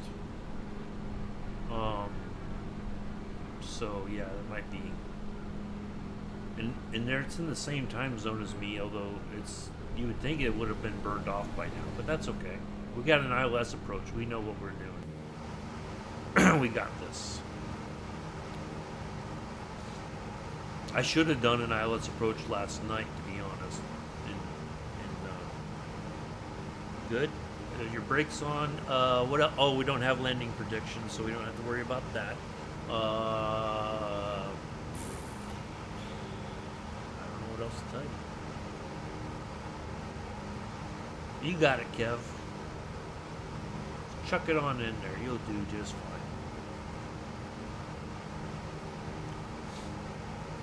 Alright, let's have a quick look here.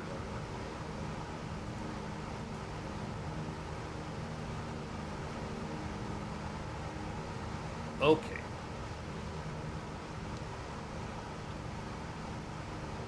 So all we gotta do is we're gonna make a slight right turn into the airport. So we're just about set up perfectly.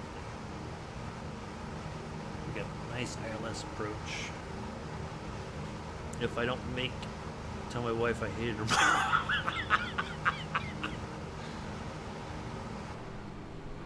Well, we'll leave that job to Joseph.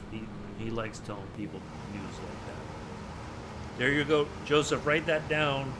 If something happens to Kev and he doesn't make it, You got to contact his wife in New York and tell her that Kev didn't care for his mother-in-law. That's your job. He's the complaint department. You're the complaint department, Joseph. It does have something to do with you. That's part of the complaint department. I'm sure she'd love to hear from a young man in the UK. It'd be a nice surprise.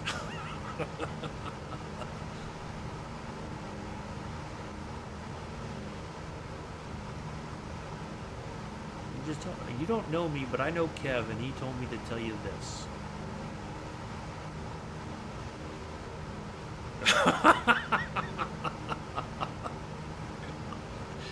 Boy, what is going on with you two, Amela?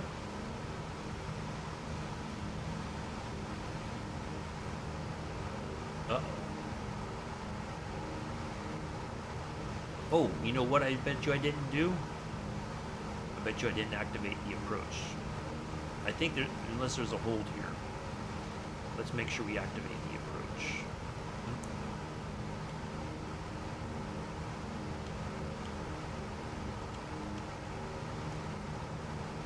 Enter.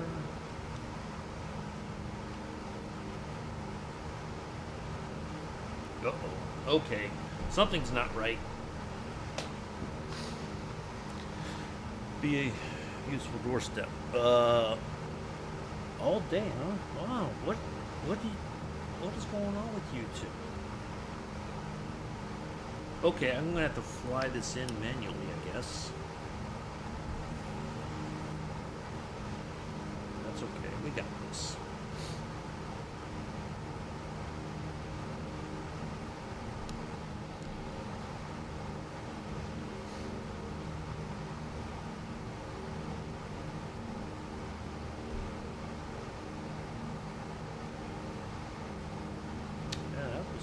It just like totally did its own thing.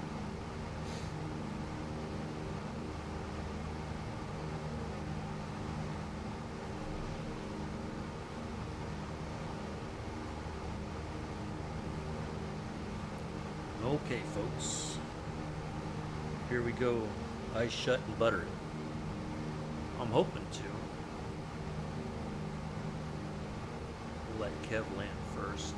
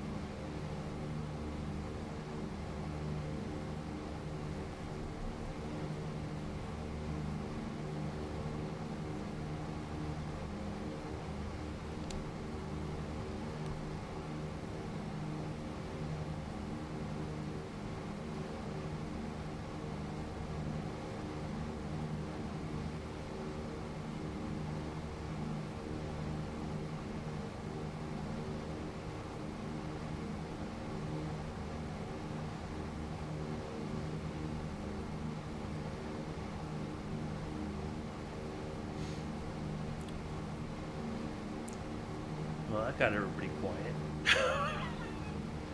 Got quiet in the chat now. You guys time yourselves out or something?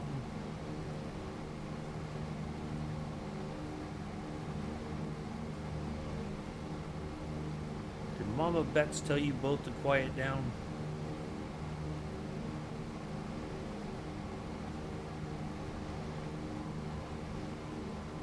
Alright, there we go. We got the signal now. Joseph killed the chat. Poor Joseph can't win for losing, can he? Force on the runway? You mean focus on the runway? I'm still a little bit out. Kev's gonna land before me. Oh, come on now. You guys are being silly.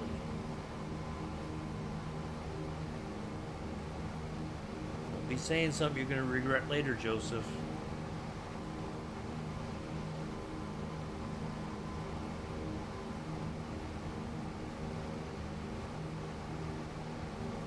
Man,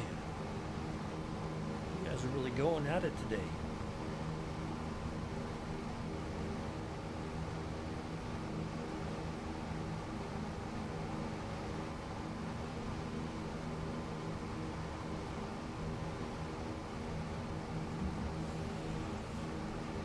How'd you do, Kev?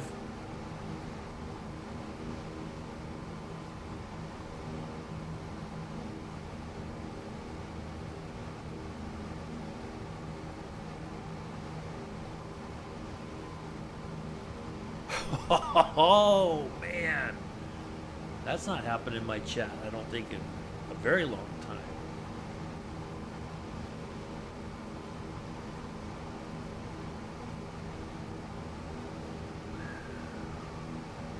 Joseph got a timeout for 600 seconds. 178, nice. Very well done.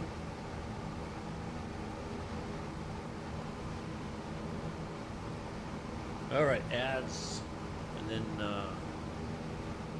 as soon as the ads are over, we should be getting almost on the ground. I need to put the landing gear down. So I don't forget that.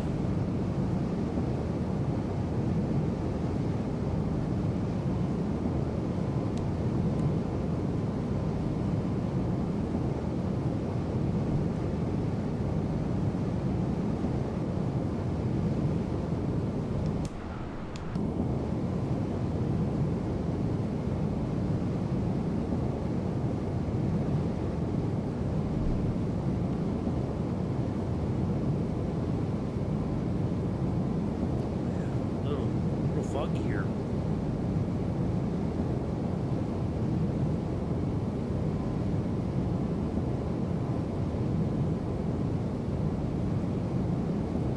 Drop a little bit of altitude.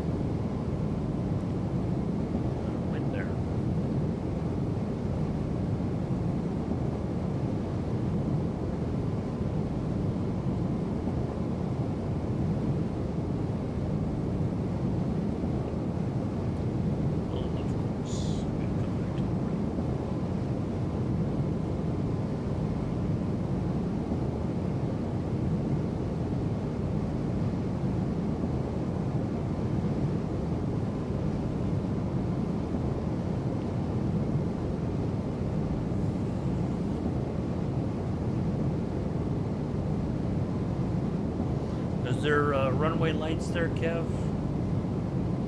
Or is it you can't see them until you're almost right there?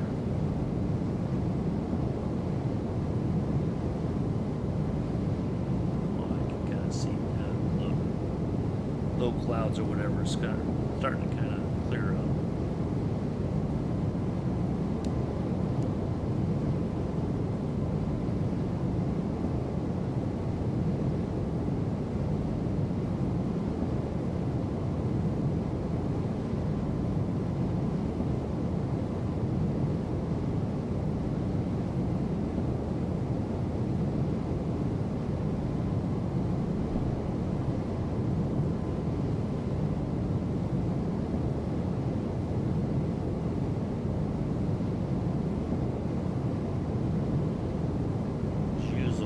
way, or did you get it down pretty quickly?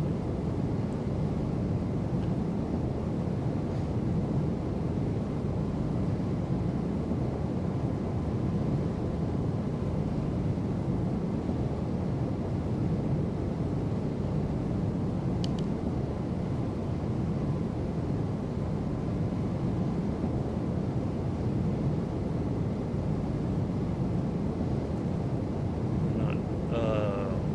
Oh, okay.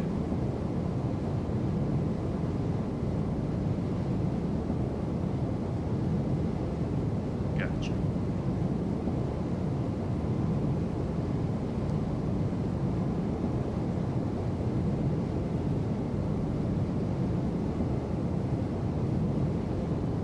Alrighty, we're almost there. Hopefully you enjoyed today's flight. It's been a good one. Get Belize for our country flag. Another add to the collection.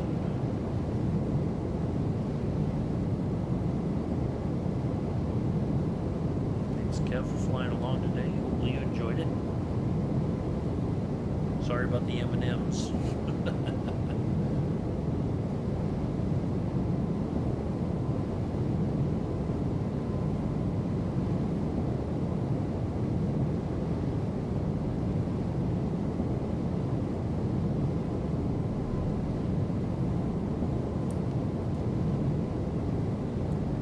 Oh, okay. That's all right.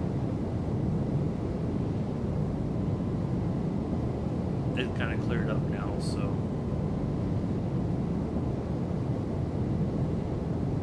I'm sure I'll see the runway just at the last second. Because it doesn't seem like it's very well defined yet.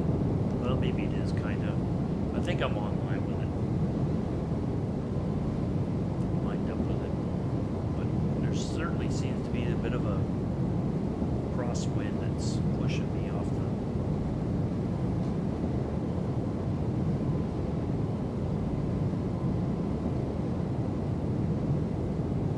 course.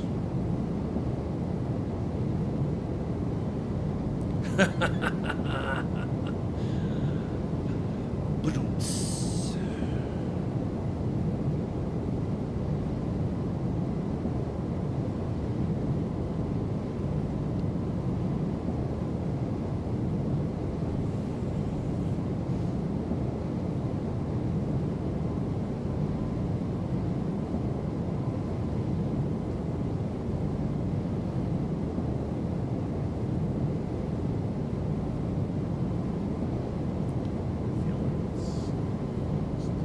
Like I was lined up there for a second and then it just kind of drifted to the left.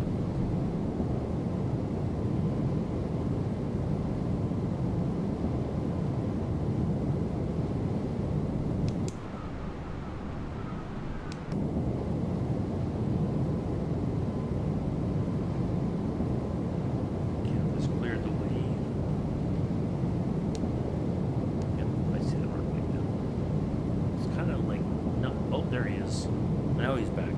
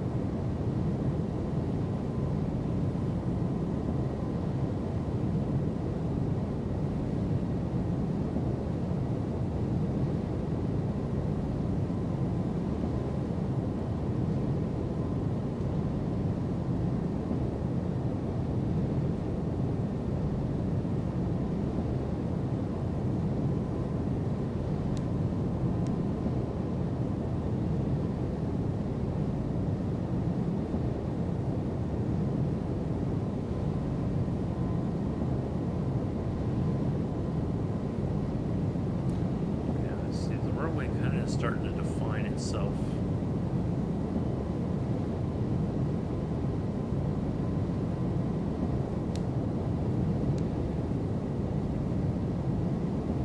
feel like there's just a crosswind. I've been saying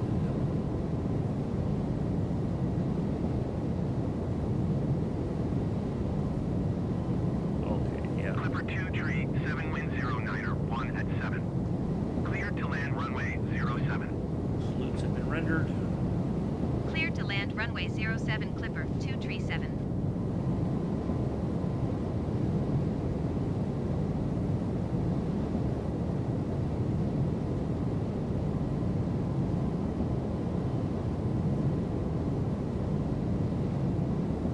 Now the question is Joseph back from his timeout? He might have given up. He's probably in his room fuming right now. I got timed out.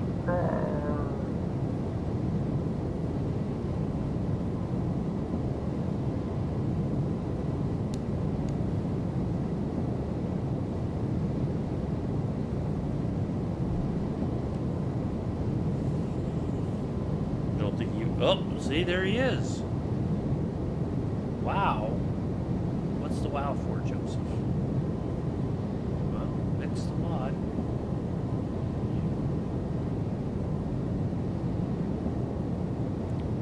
Yeah, that's the mod too.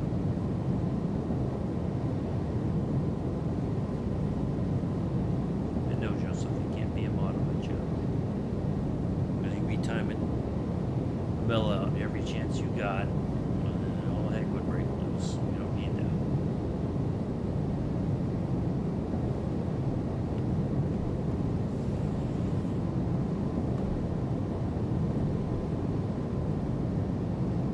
That's been a mod for a while now.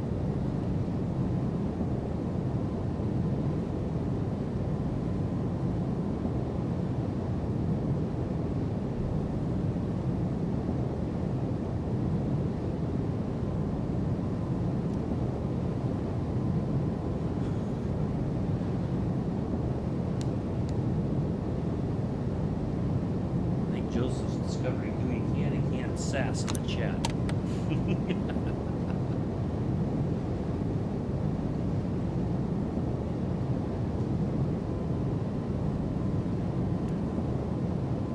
That's been a mod for a while.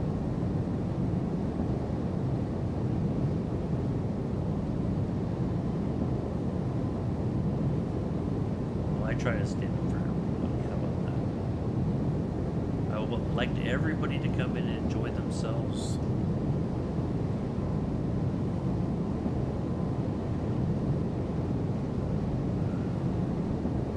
Have a good time. It doesn't matter who did it, Joseph. You were getting a little sassy for no particular reason. So it's okay. You're back.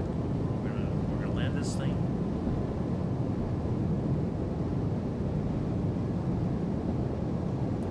Yep, I know, huh, Kev? You got a hole in your left wing. Well, it does have papulates. Interesting. Yeah, way high. According to that, if I remember my papulates correctly. All right, here we go.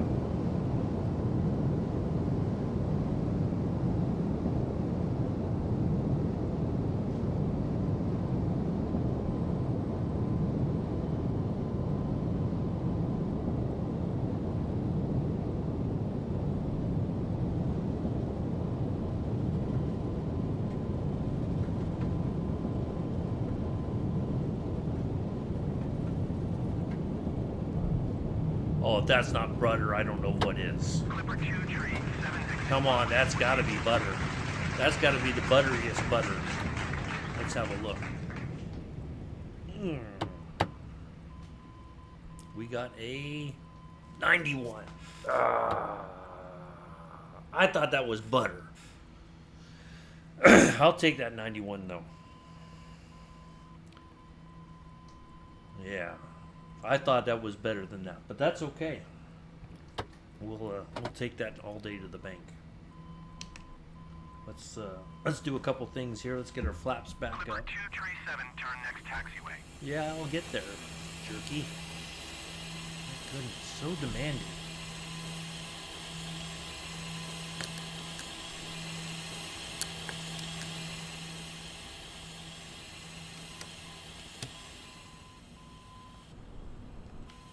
Sure, tail wheels unlocked.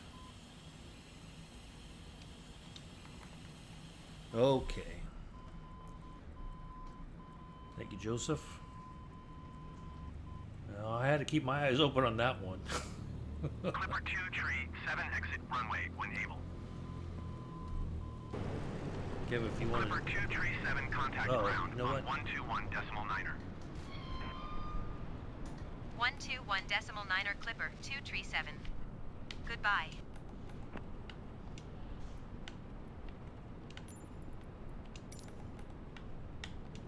We'll just get a picture right here.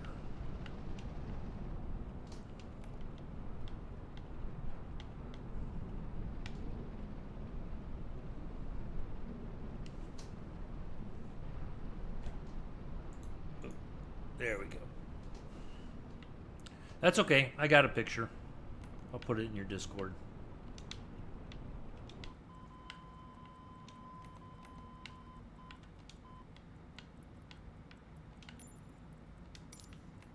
All right, let's go ahead and do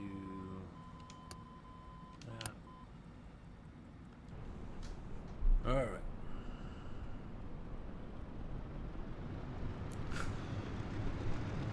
Yeah. Well, I timed it just right. I stopped right where. Otherwise, I would have. I was trying to float it a little bit longer, but. Thank you, Mela. Yeah, real quick, folks. Don't go anywhere. We're gonna. Thank you for the biddies again, Kev, and the giant nice. Appreciate that. You went.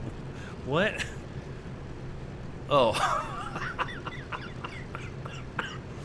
Oh boy, Kev.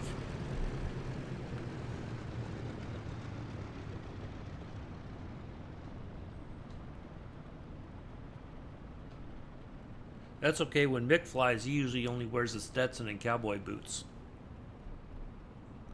Maybe a Speedo, but that's about it.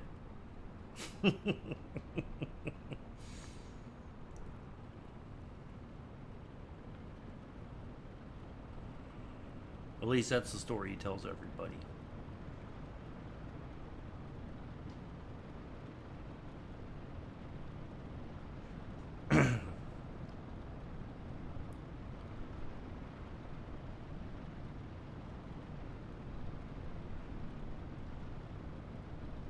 Paintless only, yeah.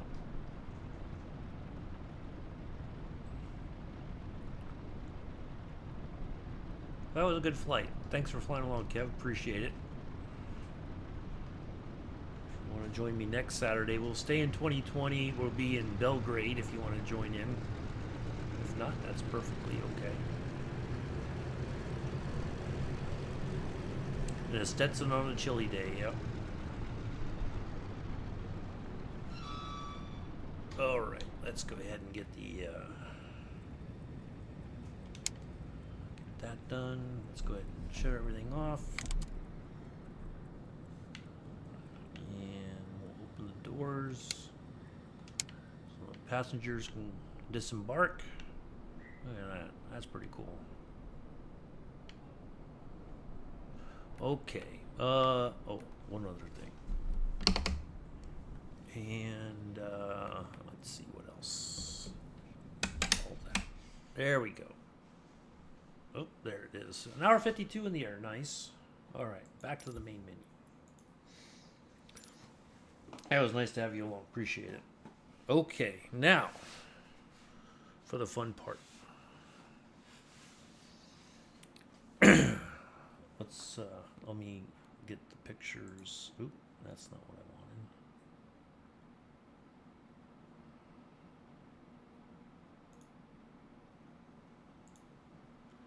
All right, captures.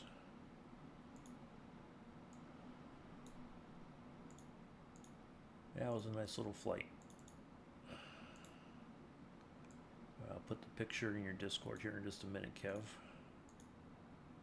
Alright, let's go ahead and quit this. Screen's gonna go dark for just... What is it? Oh, the fun part's coming up, Joseph. We're gonna go to the new sim. We're not flying. I'm just gonna show you guys the scenery. That's all. So we're gonna let the ads play, and then we'll once the sim's all the 2024 is loaded up, then we'll. I'm gonna try to, Kev. I hope to. Yeah, I should be able to, but if not, I'll let you know. Are you gonna do the short or the medium? The medium is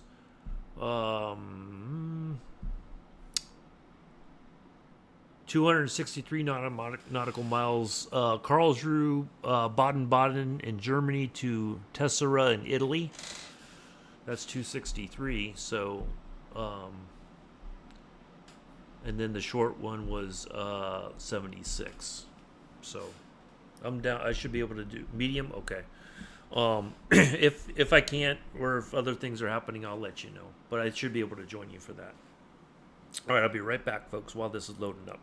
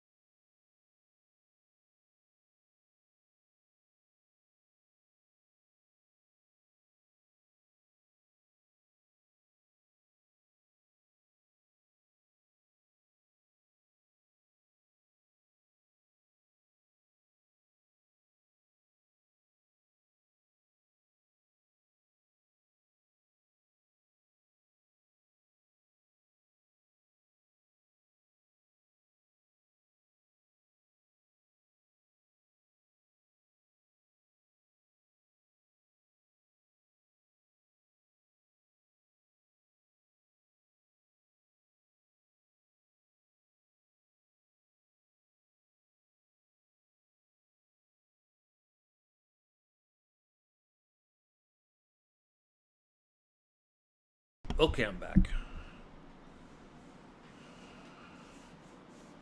New sim is still loading.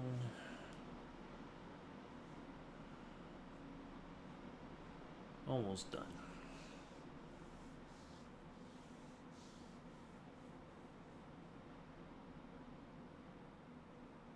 Okay, here we go. Free flight. Oops. WYWP. There we go. This is in Wyoming. In the mountains of Wyoming. So we're going to spawn in. There's a helipad right there. We're just going to spawn in right there. It may not let me. So I'm not in a helicopter.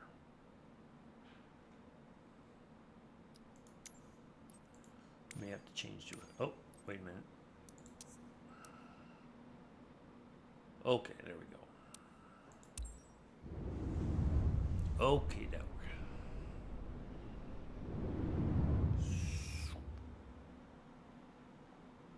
All right. But we don't want... Oh, wait a minute. No, it didn't put me back on the... Okay. That's interesting. Maybe because I'm not in a helicopter. Okay. Well, that's all right.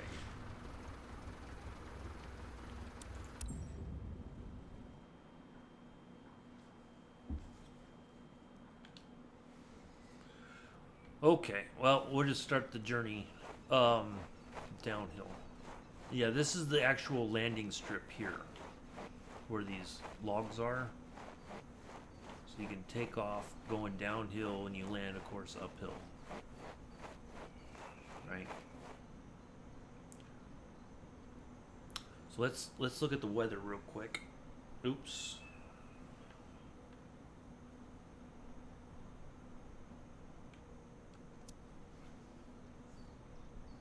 It's not gonna let me do anything.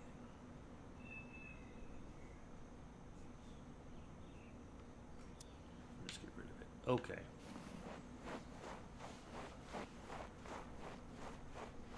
there's a trail. I was see if we got closer, if we spawned in at the helipad. Actually, you know what? Can I go do this? All right, let's just check the weather real quick.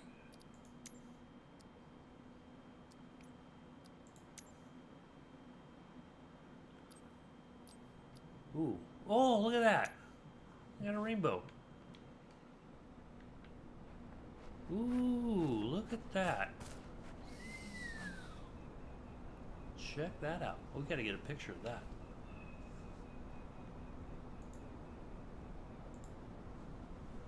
Nice. All right. So, anyway, there's a trail that goes down. It's going to take a few minutes to get there, but we'll let the... you're not really missing anything, per se, just yet. So, we're going to get up here, and there's a sign here, and we're just going to follow the trail down. Yeah, they did a really good job with this.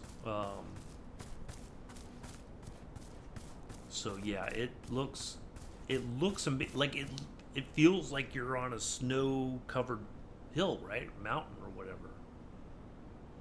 So, yeah, I mean, look at the trees are covered. There's a little bit of snow falling right now. But that's the great thing about the new sim is that you can actually walk around and check all this stuff out. So, there's a cabin and fishing. Ooh, we gotta check that out. Mick, cabin and fishing. You're like, ooh, what? Hello. Tell me more.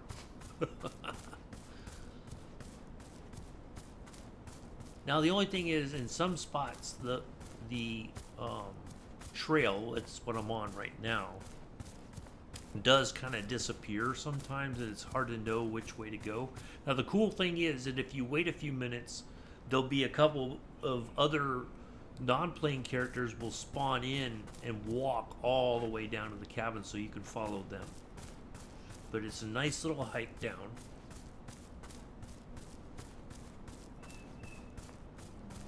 Yep, there they are, right there. Using my controller, if I hold the right trigger, you can. It's kind of like running, but if not, you just kind of walk at a slow pace. And then, if you hit X, you can squat down.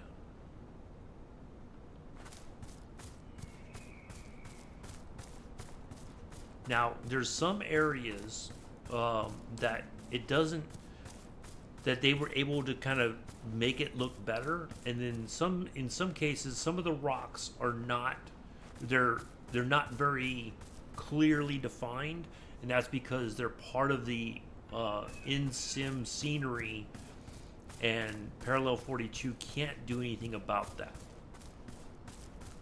But you can follow these hikers all the way down to the cabin. But in some cases, as you'll notice eventually, not everybody seems to be dressed for the winter.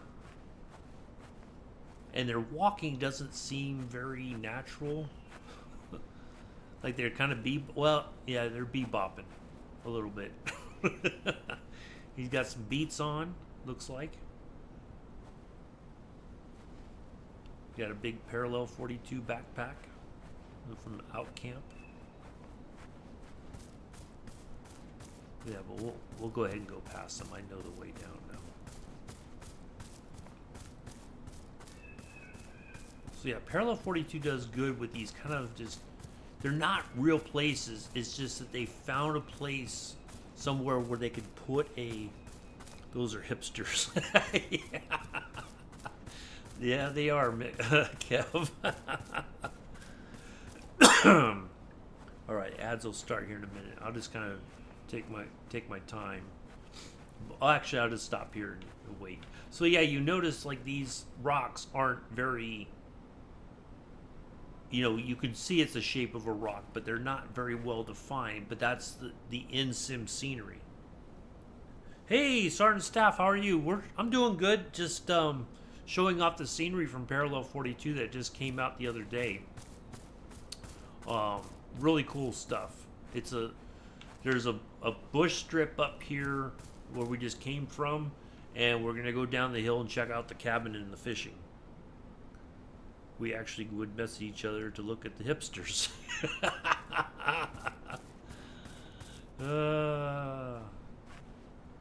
But yeah, we haven't. It's kind of overcast. We got a nice double rainbow there. The rocks are, yeah, in some cases they are very, like, you could tell this is added on scenery. They were able to create the rocks and give them a nice texture. This is kind of in the sim already. I mean, from a distance it looks like it's got nice texture, but not all of them. But you know, like, it's not, the rocks are not rocky. Yeah, I'm in 2024. The professional woman, if you know what I'm talking. Oh yeah. I think I remember that. So yeah, it's just a really cool sort of space. It's not perfect, like 100%. You know, like there's some areas, and they're gonna go back through and tidy things up a little bit. Like, you know, it seemed like this rock was hollow for a second, but as you get closer, it kind of, yeah, it's. I see a lot of people, it's hit and miss for them, unfortunately. And it's kind of sad that, you know, there's so much potential with stuff like this that you can actually get out and explore. Yeah, and see, that's another thing too. You know, a lot of people who don't have like a you know, wired internet and stuff like that, it's very difficult. So yeah, I wish that wasn't the case. Actually, we can come over here and look down a little bit. So yeah, just look at that. That's just fantastic. So it's great that I resemble that rock. It's really cool that, you know, now for the first time we can actually not just fly in the sim, but then we can walk around and explore areas that we wouldn't otherwise get an opportunity to. And I think that's the great thing. But as Sergeant Staff has pointed out, it's, if you don't have the bandwidth, if you don't have like a really good internet connection, it's going to be very difficult for you to enjoy what the sim has to offer. And I wish that wasn't the case, you know. But they're all in on the cloud thing, you know. All right, I'm just walking. I'm not running, so you're not really missing anything per se. But I mean, if we really wanted to, we could run down this hill. It'd be great if you could add like a toboggan in and just go sliding down the hill. But you can actually walk around and explore all this stuff. That's great. That's so cool. Okay, now I can pick up the pace now that everybody's back from the break. But like I said as soon as I saw this scenery, I'm like, oh, Mick is gonna really dig this.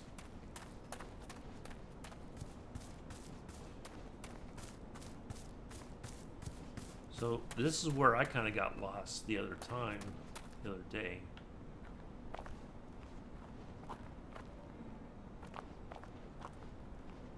I think it goes down this way. Oh, there it is. So that's what I'm talking about. Sometimes it's kind of hard to figure out where the path goes.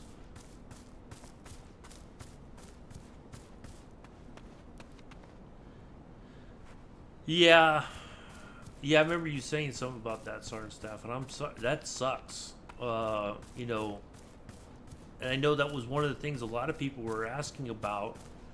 You know, do I need to consider buying a new PC for the new sim?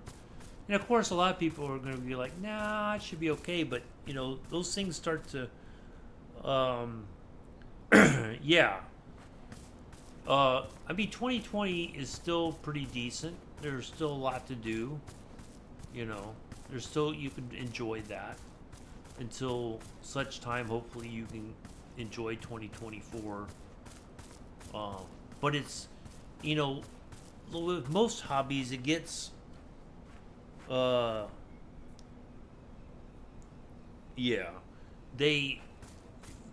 what was I getting ready to say? I forgot now. I lost my train of thought. All right, now check this out. You hear that? You can hear the water. We're getting close to the river. So as you get closer, then the sounds come in, and you're like, ooh, I can hear the river nearby.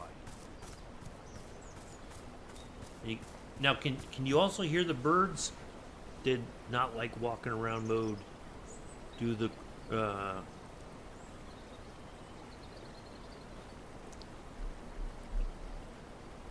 hold on. Yeah, that's the unfortunate part, because not everybody around those do the crude acts. Oh yeah, yeah. There's always that possibility. But so, just real quick on a different note, can everybody hear like the birds and the water in the background? If I shut up for a second.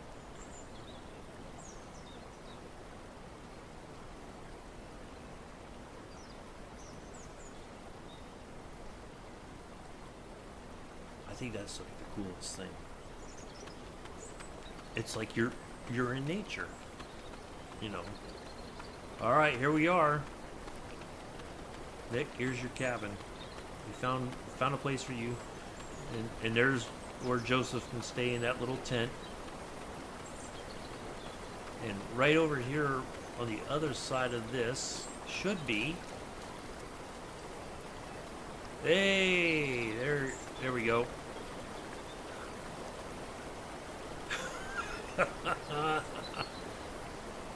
He's not really dressed for the winter, is he? He's got the t-shirt and jeans on with sneakers. Look at that. And there's a waterfall right here. Check this out. Okay, it's not. Don't get all tender now. Yeah. Look at that.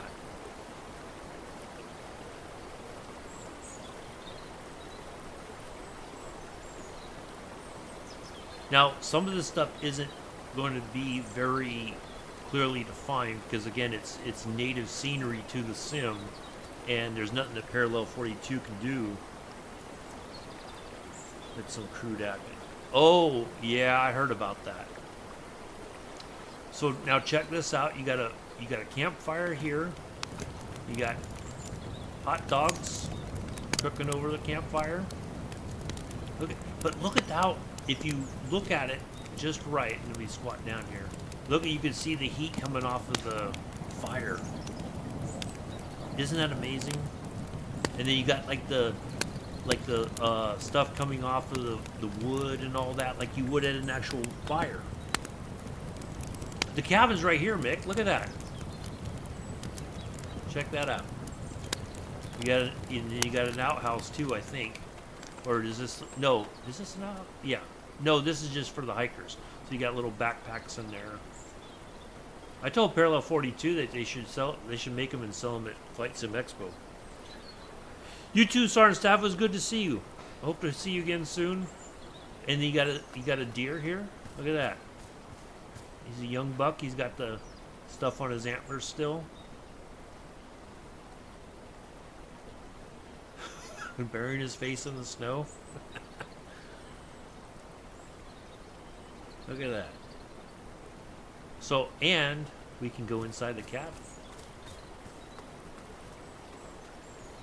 Definitely not dressed for the winter time. Oh, there's like a little stand here. We can go up in that kind of as well. So you get it, yeah. For like a hunter stand, there's a Parallel 42 hat, a cup of coffee, and a scope of some kind.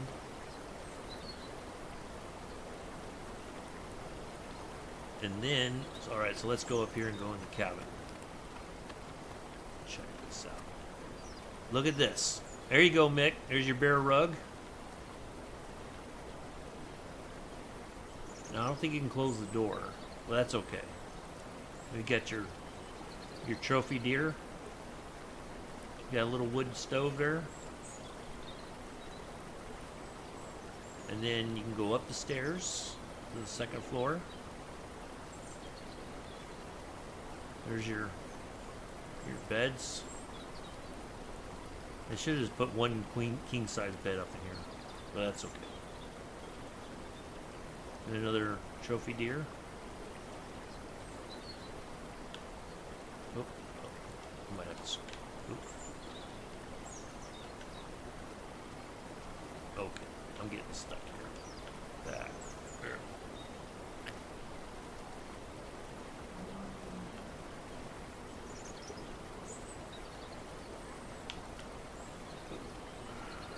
Ooh, for a second there, you could see my arms moving.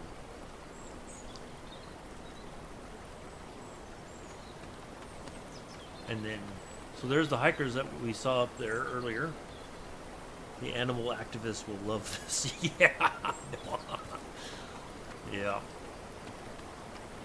But then you got, there's the little tent down here with a motorcycle. And it looks like a, oh, somebody just put some wood there. Can't ride the motorcycle, unfortunately. You got a couple of lanterns in there. And then the cool thing, so you can actually run across the water. Now, let's go up here. I'll show you where the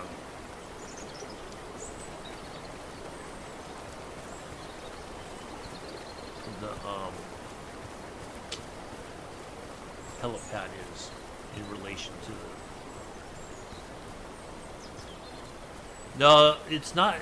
I thought it was an outhouse, but it was like a little area for hikers to hang out for, you know, whatever. But this is cool. You got deer in here. Oh, that made a weird sound. I just heard it. Did you guys hear that? No, I don't think there's an outhouse. Let's see. There's the helipad right there. It does have its own windsock. So you can fly in and out of here. That's the cool thing. Like, you could come in here on a helicopter and land, and then get out the helicopter and go hang out at the cabin.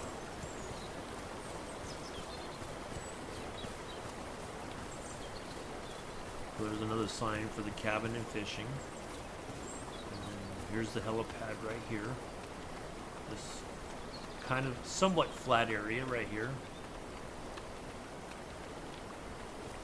This is the helipad. Cow elk.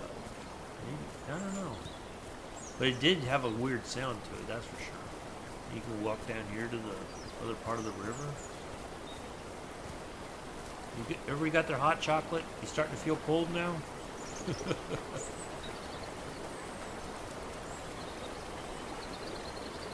Anybody want to go for an ice swim?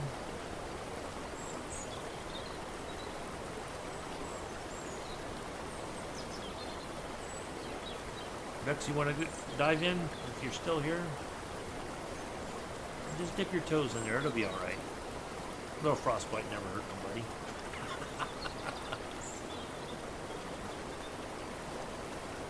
So yeah, oh, pretty cool, huh? Make those sounds when she sleeps. Oh man. So yeah, pretty neat, huh? I saw this. I got this the other day, and I was like, I really wanted to show this off. You can buy it directly from them. It's not, you know, there is no in-sim marketplace, but when there is, eventually this will come to the sim itself, you know, for purchase. But it's really neat. Like they did, you know, like the motion of the waterfall, I think is really well done. Like you can see down. You can see the rocks and the sediment and all that.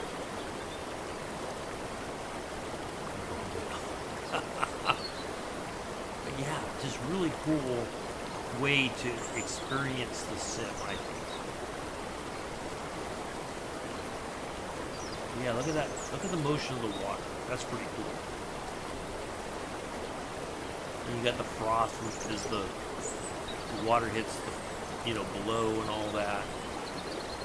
Is there like a little cave back here? No. Oh.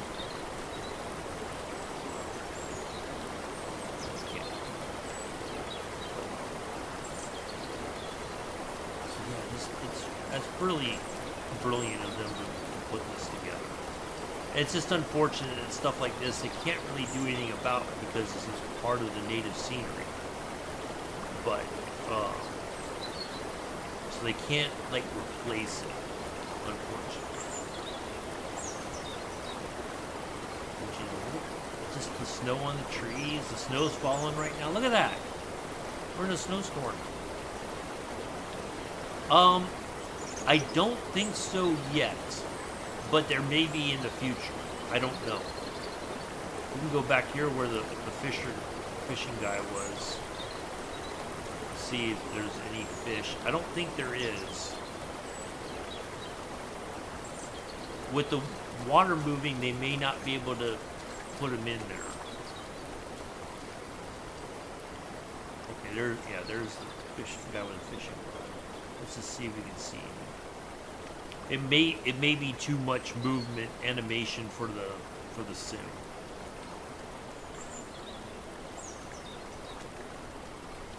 Yeah, I don't see any, but maybe in the future there could be.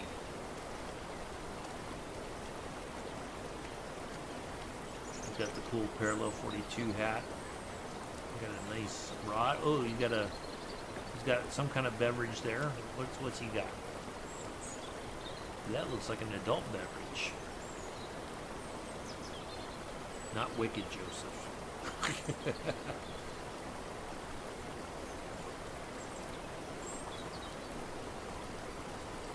But yeah, there's the I don't know. I really like it. I think it's just a cool thing to have in the sim.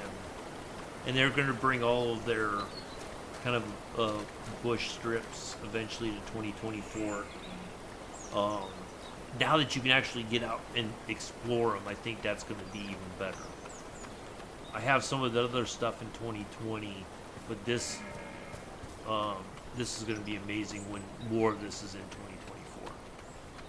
Let's go say hi to the deer one more time. But anyway, and then the cool thing is, bing, right back to the plane. Yeah, right back outside. So yeah, here's the strip. Like I was saying, for those if you didn't see it, I'll show it one more time. There's a windsock, but obviously going downhill is the way you want to take off. Coming in uphill is the way you want to land. So this looks like you would come in this way right here, the nice uphill, and of course Kev probably would say, I'm going to go for the downhill just to see what happens. So yeah, it's all defined by these logs, I do believe. But oh, you got one guy over here with his, that's the Drago. That's a new plane in the sim. You got a little tent. Doesn't look like she's dressed for the wow. She doesn't look too happy, does she?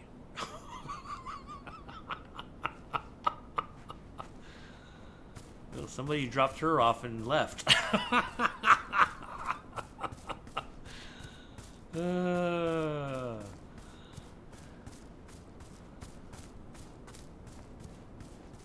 Yeah, you got another camper over here.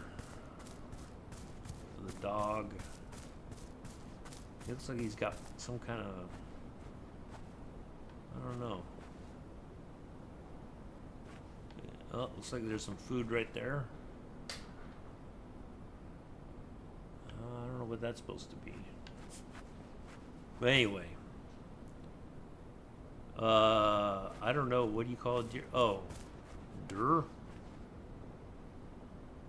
I don't know. That's a good one, Kev. What is it? What's the answer? No idea.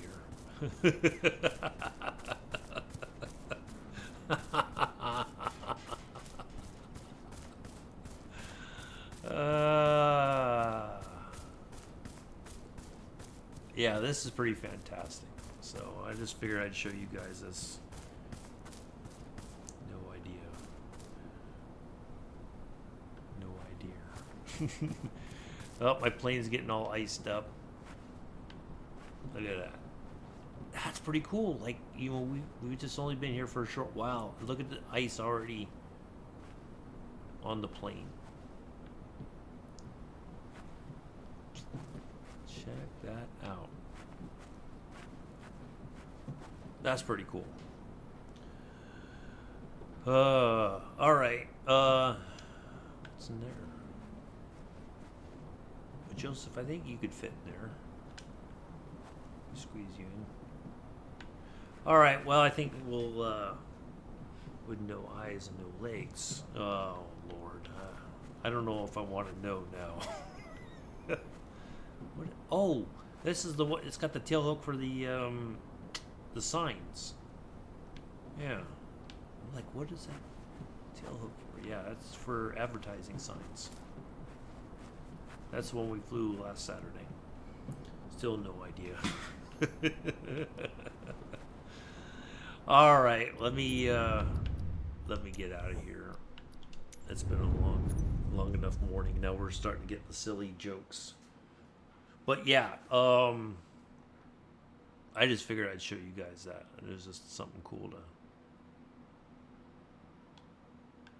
Mick will be thinking about that for the rest of the day. He'll be like, "Ooh, man, I kind of like that place that Rob showed in the sim. Yeah, I need me one of those." Anyway, let me get out of here. I will see you all next Saturday. We'll be in Bulgaria. Kev, if you want to fly along, you're more than welcome to. We'll be in 2020 for a little while longer. And then these are common sense jokes. That's true. See you later, Bex. See you, Amela. Appreciate it.